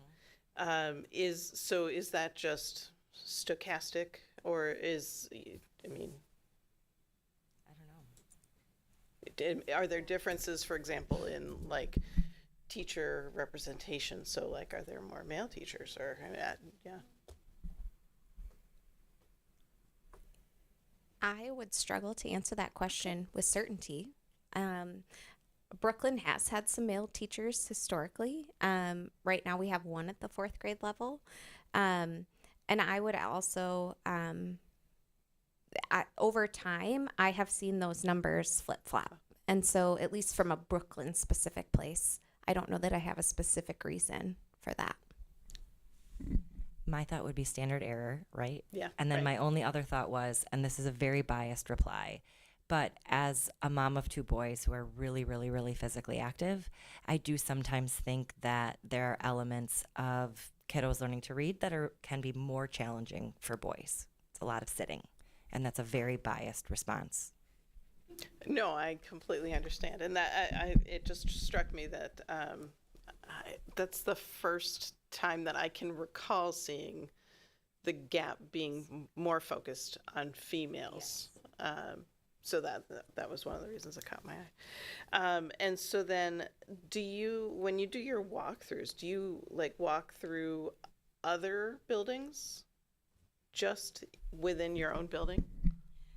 Yes. So our practice last year and what we've started this year is we walk through classrooms in our own building. And so I think it would be an amazing opportunity. And I know at the high school, like they do instructional rounds, which is in the same spirit of a walkthrough, right? And seeing other spaces and talking to colleagues about it. But for the walkthroughs that we talked about, those were just within the building. We did talk at our administrative meetings about trends that we saw across the district, since we all use the same data collection tool. And, you know, as much as we could, collaborated on some of those professional learning opportunities. But I also think what was really powerful, at least in my experience, is when like our leadership team took that data and used it, and they were part of the walkthrough teams as well, and then used it like, hey, this is where I think we need to go next. And that just was that kind of internal learning and moving it forward that made it really authentic for staff too.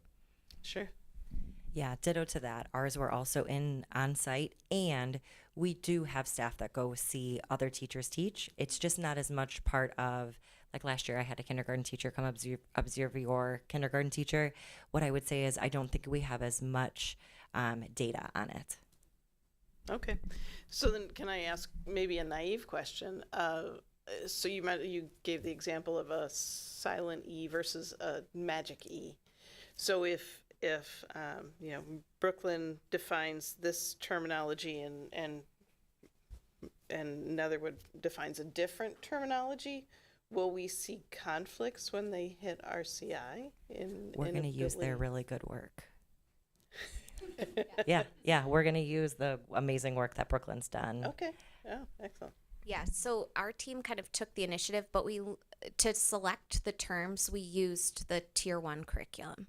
So what becomes problematic is when you're using a lot of different resources to support students, right? Sometimes different tools are needed to support a student's particular skill. That's where the variations in the terminology start to come in. So like some of our intervention programs have a different terminology. And so we went back to the tier 1 curriculum and identified what they're called in that curriculum, which should be universal for each and every student.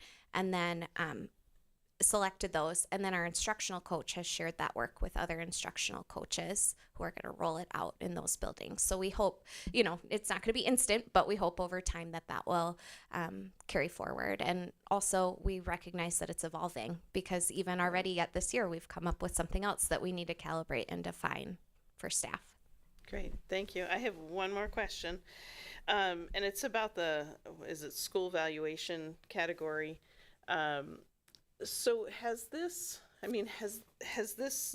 these data, have they been accumulated over a long period of time, or is this like a new question within that? No, I think it's always been there. And has it changed appreciably over the last, 10, 15 years, or no? No, I think the biggest thing, like we have often looked at the data compared to everybody nationally, and we see a bigger discrepancy when we just look at elementaries, which for me was new learning last year. And so that's where it highlights it a little bit differently as I look at it. Great. Yeah, I'd agree. And I think it's pretty standard also across, like I said, the school perceptions data. I think that it's always sort of a category where we think, that doesn't feel good. Right. Yeah. All right. Thank you very much. Dr. Bush, any questions? I have one question, but I want to make a very quick, I'm going to try to be very brief in my comment, just because it speaks to the nature of how important reading proficiency is. And I'm going to be brief, and then I'm going to ask my question. So I'm a college teacher, and I get students when they're, entering college, mostly first and second year students.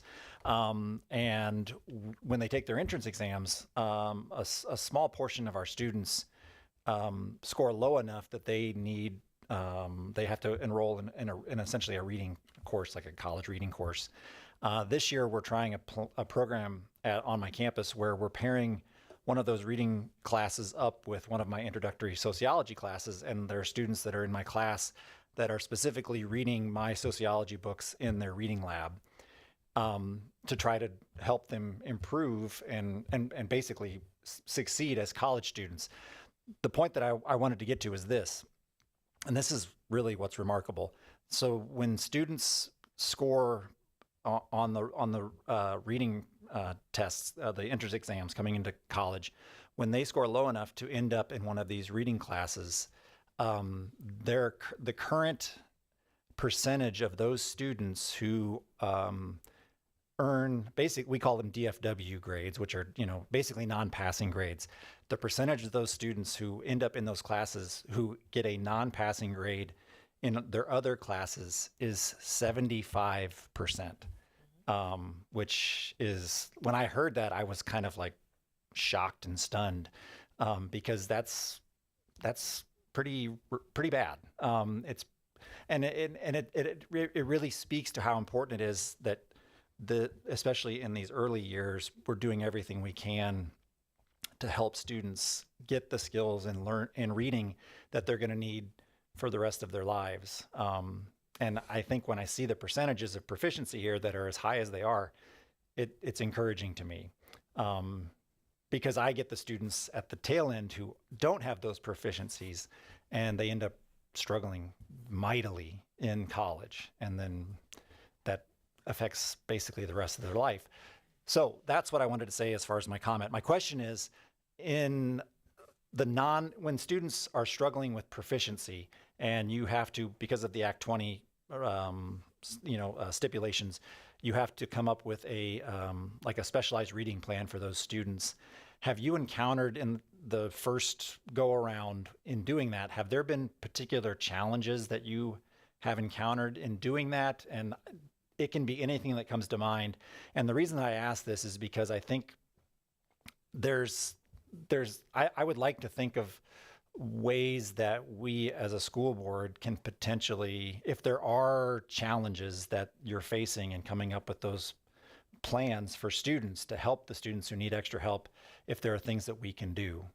So have you encountered challenges, or have they been, and it could be anything, but have you come across anything that you've been challenged to try to address in helping those students? No, go ahead.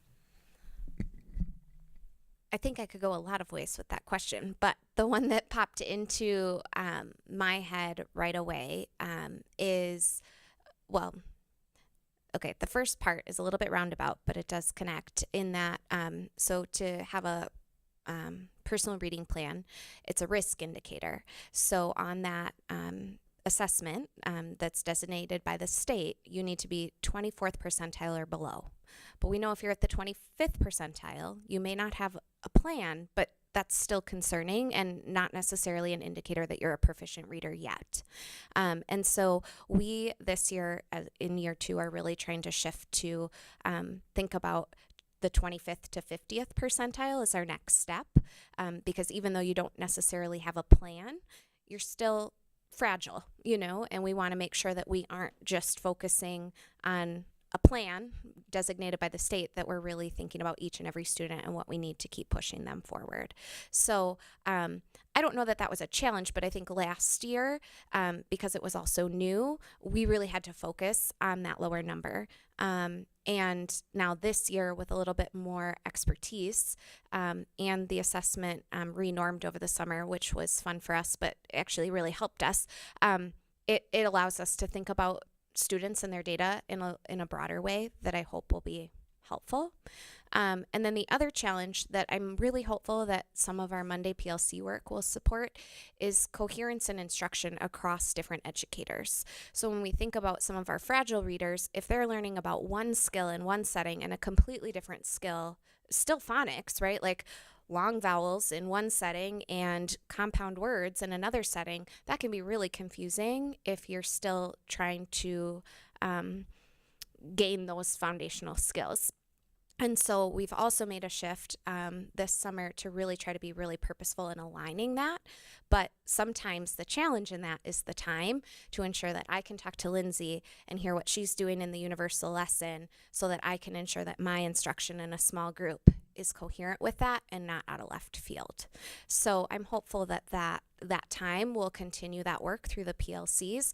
And I recognize too, the PLC is going to be super valuable time for that, but time will still need to be carved out in some instances outside of that to make sure that we're being really purposeful.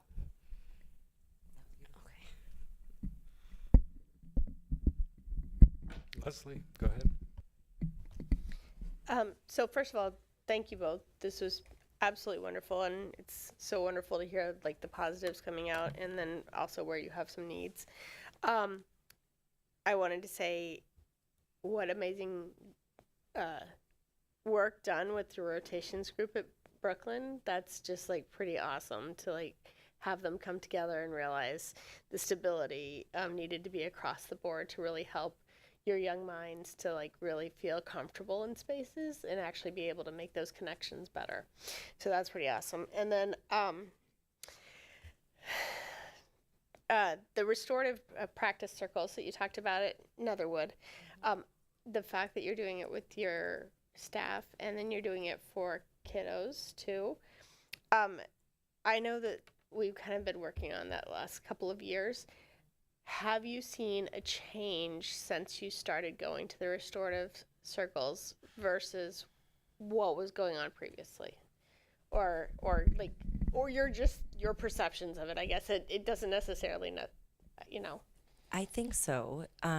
I feel like one of the ways that it's most noticeable to me is that there's really not any conflict among my staff, which when you have 75 to 80 people in a building, like there can occasionally be a misunderstanding or, someone might feel slighted about something.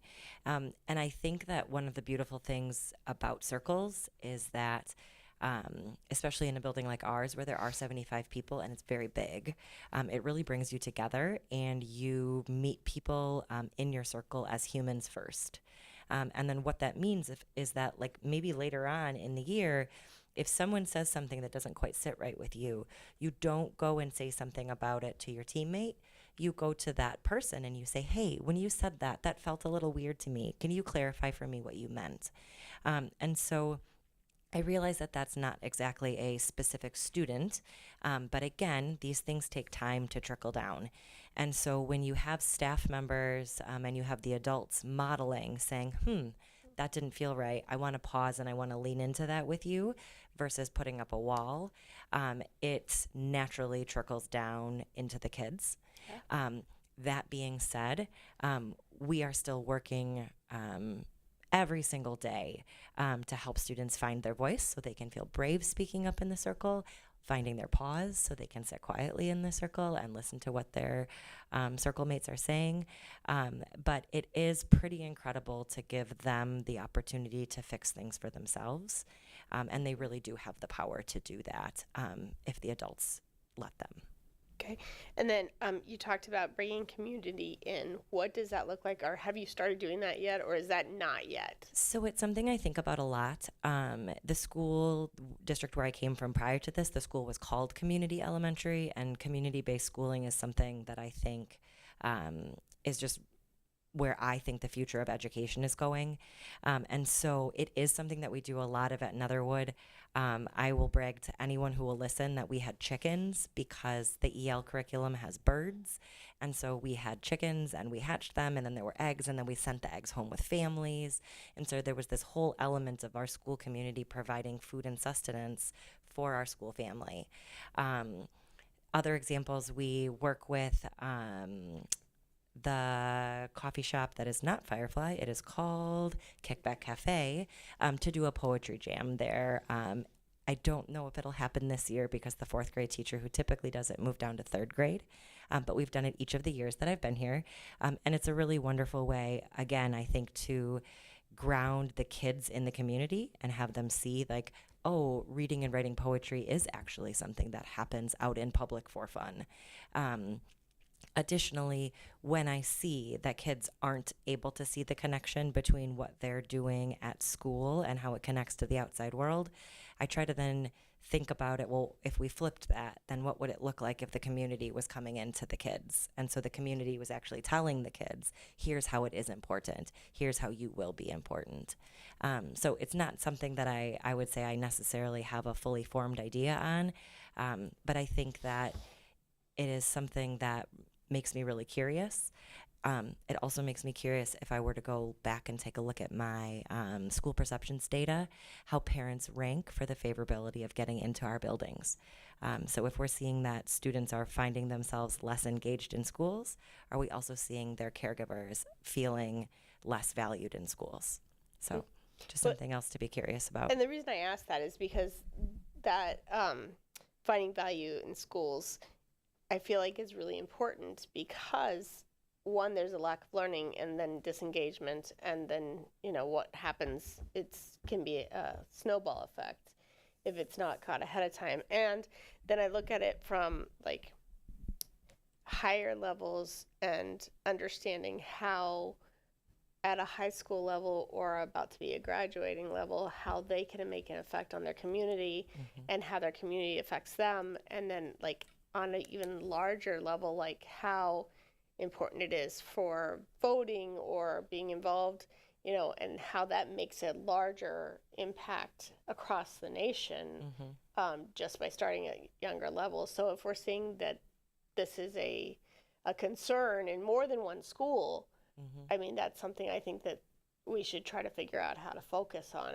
and be able to like drive that out, because I'm curious now if the other schools are also seeing that same pattern is where I'm at.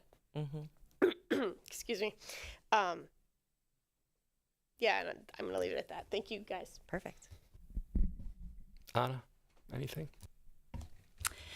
Yeah, I guess I just want to compliment the growth that we're seeing. I honestly, this has been a really optimistic, very encouraging presentation about the excellent work you're doing and the results you're seeing in kids and their learning. So it's awesome to see us doing the right things and moving in the right direction. And I'm kind of excited about hearing more about, obviously, that our curriculum is so well aligned with the Act 20 implementation, and curious to see that we'll maybe have fewer kids who are needing to have those personalized reading plans because our curriculum is so strong and is setting that foundation in a way that is just going to make the learning come naturally, I guess. I feel like that's just kind of where it's headed, and it's really great to see it. Thank you for the excellent work, and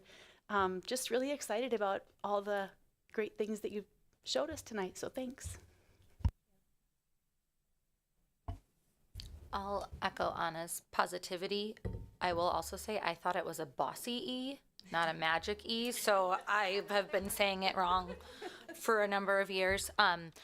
No, thank you for this presentation. I won't repeat anything else, but I also wanted to say how excited I am about this area of the 25th to 50th percentile, because you're exactly right. At 25, you're not very far off of 24, and so how wonderful to have that ability to focus on, as you guys are getting more and more adept at the Act 20 and the personalized reading plans and meeting kids where they're at, to have that space for that group. Great. So I'll just start with an observation. And I'll focus on the reading side of what you both talked about tonight. We are in the midst of some really, really big changes when we look at Act 20 that's been implemented, and our new EL curriculum, and then beginning in January, we're going to have a whole new structure with PLC time for our educators. So what I'm curious about, we've built a structure, a reading support structure of staff with reading specialists and literacy coaches who operate. We built that structure around some different assumptions than what these three big things that are upon us. So I guess what I'm thinking about is, do we need to make adjustments to that support structure based on these very large changes that we're in the midst of? And you can comment on that if you have a question or if you have a response, but I don't expect a response tonight. It's just something that is on my mind after hearing you speak about these very large changes, and something that I think we need to continue to think about. So I'll leave it at that. My only thought is we'll have to see what the data tells us. Great. All right. Well, thank you very much. Great presentation. Really appreciate the effort and the material that you presented, and please thank your teams as well. Thank you. All right, so we will move on. Superintendent search update. So it was just 2 weeks ago that we accepted the retirement of Dr. Bergstrom, and we approved the contract for a search consultant. And a lot has happened in the past couple of weeks. So Gina's going to share with us an update on the superintendent search process. Thank you. So as you can see, there are 5 phases to this process. We are currently in phase 2. And so we are in the process of gathering feedback from our school community about the qualities that they are looking for in our next superintendent. I think we know tonight, seeing the data really reinforces that these are big shoes to fill, and a very critical hire for our district to carry on the excellent work that we're doing and continuing to help us to grow. With that, we have posted the position. It is on WeCan, it is on LinkedIn, it is on the McPherson and Jacobson network. It will also be going out on the school superintendent's website, as well as the Association of School Administrators. And the reason it hasn't is because they have their own schedule of when they send out jobs. So hopefully people will see it far and wide. And Dennis Pauly, who's our consultant, has also been reaching out to people to encourage them to apply. So we're really, really encouraged by that. So in terms of, if you're asking, well, how can the community get involved? We have a number of opportunities for our school community to be involved. The most important we want to highlight tonight is that we have 3 opportunities for all community members to share their feedback on the qualities they are looking for. On November 3rd, we will have a virtual session from 6:30 to 7:30. Then on November 4th, we have a daytime session at the Oregon Public Library from 10:30 to 11:30. And then also on November 4th, we will have an open session in this very room from 6:30 to 7:30. So we really encourage people to come and participate and share their feedback. If people are not able to make any of those sessions, we really want to encourage them to go to our website and fill out a survey where they can give their feedback as well. We didn't highlight it on the slide, but we also have 2 virtual sessions that are just for staff to give their input. We will have a session with students, have a luncheon, and then we also have a session with our municipal and safety partners as well, because they have a different perspective, and again, working closely with us on our school safety, which is one of our priorities. So we're really excited about those opportunities. You can help us and keep spreading the word. If you're asking how people know about these opportunities, this is part of our message tonight, as well as really want to thank Erica Mundinger for putting together a fantastic website with all of this information on it. So feel free to share that if people have questions. We have sent a direct message to all of our families. We'll also be sending a reminder about the sessions.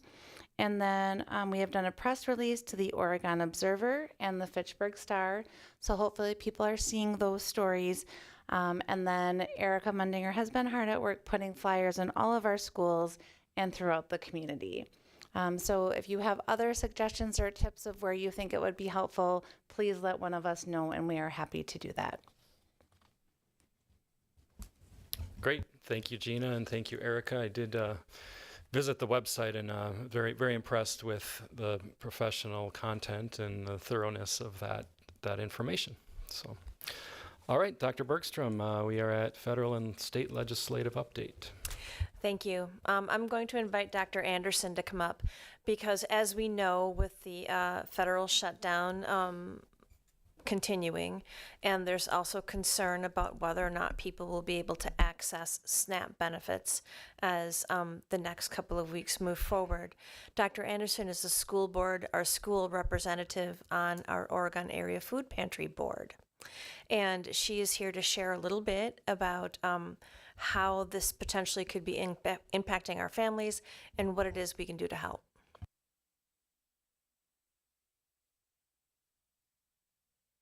Can you hear me now? Okay.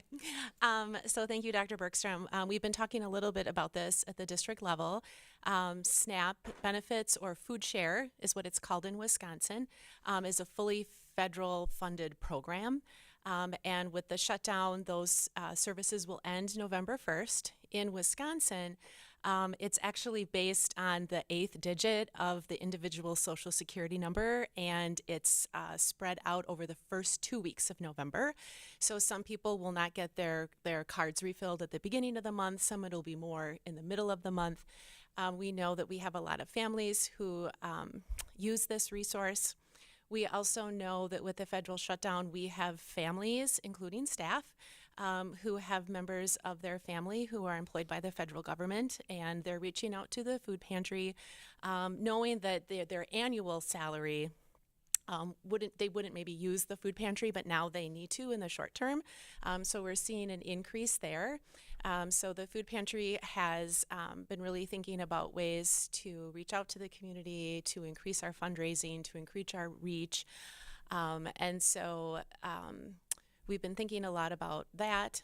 This morning, Dr. Bergstrom and I, you'll see it soon, just recorded an Inside the OSD, talking a little bit about some of the resources.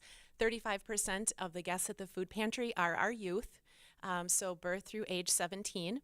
Last month, we had a little over 800 or I should say in August, in the about 800 and so visits to the food pantry. It rose by over 100 last month, and so we know those numbers are increasing. We get a lot of our food from something called a food bank, like Second Harvest is a food bank, and they're not able to get the resources that we use. So for example, in the past, we used to get turkeys from them for Thanksgiving. We're not able to do that this year, so we're looking at other resources. A lot of our businesses in the community are really stepping up. We're seeing an increase in people donating, food drives. We have an Amazon wish list, so people can just click and purchase and it gets sent to the food pantry. So a lot of things that we're trying to do to help support our social workers, are working with families, trying to help to connect them with different resources. So it's really a multifaceted approach. We're sending out a letter to all Oregon families next week. It's already been posted on the staff website. That's twofold. The social workers have curated a list of food pantry and all kinds of other resources that are available in our community. And then there's also, on the flip side, different ways for families who want to volunteer, who have the means, who want to contribute to the community. So it serves a two-point purpose. We're also looking at things as social workers put together a new poster of sort with a QR code so that families can apply for free and reduced meals much more quickly, and just making sure that we're trying to get the resources that are available to families. So there's just a few things going on. Thank you, Dr. Anderson. All right, superintendent's report, district highlights. Thank you, everybody. So, related to our Readiness for Learning initiatives, as we know, the cell phone policy has been implemented across the board, and things are going quite well, and we'll be doing a staff and student survey in the next couple of weeks, and we'll report that data out to you. And then as far as preparation for our Monday late start, which begins on January 5th, we have 260 plus confirmed childcare signups from families, and they have received emails confirming their spot. And our educational assistants are going to be a part of a training on October 30th in preparation for that hour of supervision. And then, as Anna has mentioned, I mentioned previously, our staff continue to utilize their skills in getting better and better at making PLCs highly effective for kids, and honing their facilitation skills, because many of them will be taking over the facilitation of their PLC. And I think that's a really exciting thing that will actually lead to more sustainable practices when it's the people who are making the difference who are actually running the meeting. So we're really excited to see how that helps. Now, a couple of things to celebrate. Last week was National School Bus Safety Week, so it was a great time to review bus safety tips and to thank our bus drivers for being extra safe when they're transporting our students to and from school every day. And it was also National School Lunch Week last week. We want to give a huge round of applause to our amazing school nutrition team. You see many of them featured there, including Mandy as the giant, I think it's supposed to be an apple, but there's a strawberry quality to that, is there not? Yeah, maybe tomato. I mean, there's a lot of things that could possibly be. So we're super appreciative of all of the teams at our 7 schools for everything they do to make creative and healthy meals for our kids. And speaking of meals and healthy food, our Forest Edge students took a trip to the farm. They had a fantastic time on their farm field trip. It was a beautiful day of hands-on learning, and they loved their time together. And many thanks to the amazing high school FFA leaders who joined in. So you were really wonderful mentors to the younger students, and thank you to you. And then our RCI students in Miss Kramer's class were dissecting owl pellets for their Web of Life unit. You see they look pretty pleased with themselves, do they not? And, you know, some people noticed no gloves. I'm sure they're washing their hands afterwards. I know they are. And then our high school personal fitness class, they were out biking the other day. That's Mr. Dirk's class. And they took full advantage of this beautiful weather. So our personal fitness class emphasizes individual and recreational activities, providing students with the tools to create their own lifelong workout plans, right? Like, what are they going to do that they enjoy that helps keep them healthy? This is really about creating and embracing skills that it lasts for a whole lifetime. And then we also have high school students participating in the Madison Area Builders Association Fall Career Day. It was a fascinating way to explore the construction industry. Professionals walked through different aspects of residential construction and the process used. And the students moved from job site to observe and experience various stages of home construction. So what a great hands-on experience that was. Matthew, are you in that class? No? Okay, just checking. And then other OHS students participated in Madison College Healthcare Showcase. So this was held at the Health Education Building at the Truax campus. Beautiful building. And students learned about Madison College healthcare programs, specifically areas of ophthalmology assistant and medical assistant. Students were also able to view and engage in activities in the healthcare simulation rooms, which looked very, very realistic. I remember that from a tour. We toured them when we were updating the high school. And then the high school photography class, this is Mr. Derek's photography class. They took a trip to the Oregon Area Food Pantry to practice their photography techniques. Look at all that syrup lined up in a row, while also doing an important community service project because the photos taken by the students were used to beautify the facility and to create a more warm and welcoming environment. And you see from the pictures on the screen now that that was a really cool project.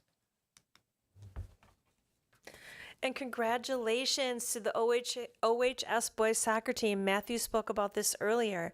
They're now regional champions, and they will be playing Thursday evening. They'll be playing Middleton for the sectional semifinals. So we love watching you play. And we also, and Matthew mentioned this too, Cato and Pavel are competing this Saturday at state for cross country, and that's in Wisconsin Rapids. And so all the best to them. We love watching them compete. And then just a big end of season thank you to our OHS student photo crew. I spent a bit of time in the middle school section in the end zone, and I was able to see the photographers running back and forth trying to get the best shot for the play, and they were really, really working hard. These students have a particular interest in photography, and they join the OHS photography teacher, Mr. Derek, to perfect their skills, and they take pictures at OHS events. So this is just one sample you see up there of the work of this really awesome crew. So what a great way to get better at your craft and also serve your school. And it's just a great opportunity for them. They have special press passes and such, and it's just pretty authentic. And then make sure to check out our podcasts inside the OSD, and this one's on the school nutrition program. So it's pretty cool to hear Mandy talk about all the different things that they're trying to accomplish related to helping kids make good, healthy choices at lunchtime and really develop habits that they'll use for the rest of their life. And that's it. Great. Thank you, Dr. Bergstrom. Yeah, go ahead. Thanks, Dr. Bergstrom. Two things you touched on, the cell phone policy. I'm glad to hear about the survey and look forward to reviewing that when we get the data in the coming weeks. But the one question that I had was about the 260 people who have, is it 260 individual students that have been confirmed?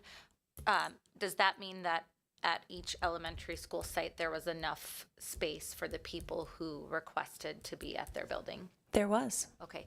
And not that I'm encouraging late signups, but if somebody still needed to sign up, would they be able to do that? Excuse me. We closed the portal, but we are always open to families whose circumstances have changed. Okay. Got it. Okay. Thank you.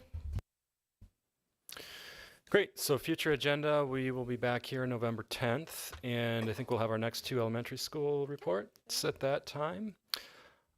Which brings us to checkout. Anything for checkout? We'll start over on this side. Heather, Anna? I'll go. Heather? I was lucky enough to attend the OMS orchestra concert last week. How wonderful to see them at the Performing Arts Center and on stage, and just what a different, I'm not sure how RCI does it, but from FES it's in the gym, and so just a really cool experience to see all of the elementary or all of the RCI and FES students come together, and what a large orchestra group that is. And I think the OMS orchestra teacher, she's new this year, Carrillo, I think. Wonderful, did a wonderful job, and it was just so exciting to see. And she was sharing how impressed she was with the students, and what a wonderful thing it is that the students have the opportunity to begin in 4th grade. And so just a testament to our music program, and shout out for them.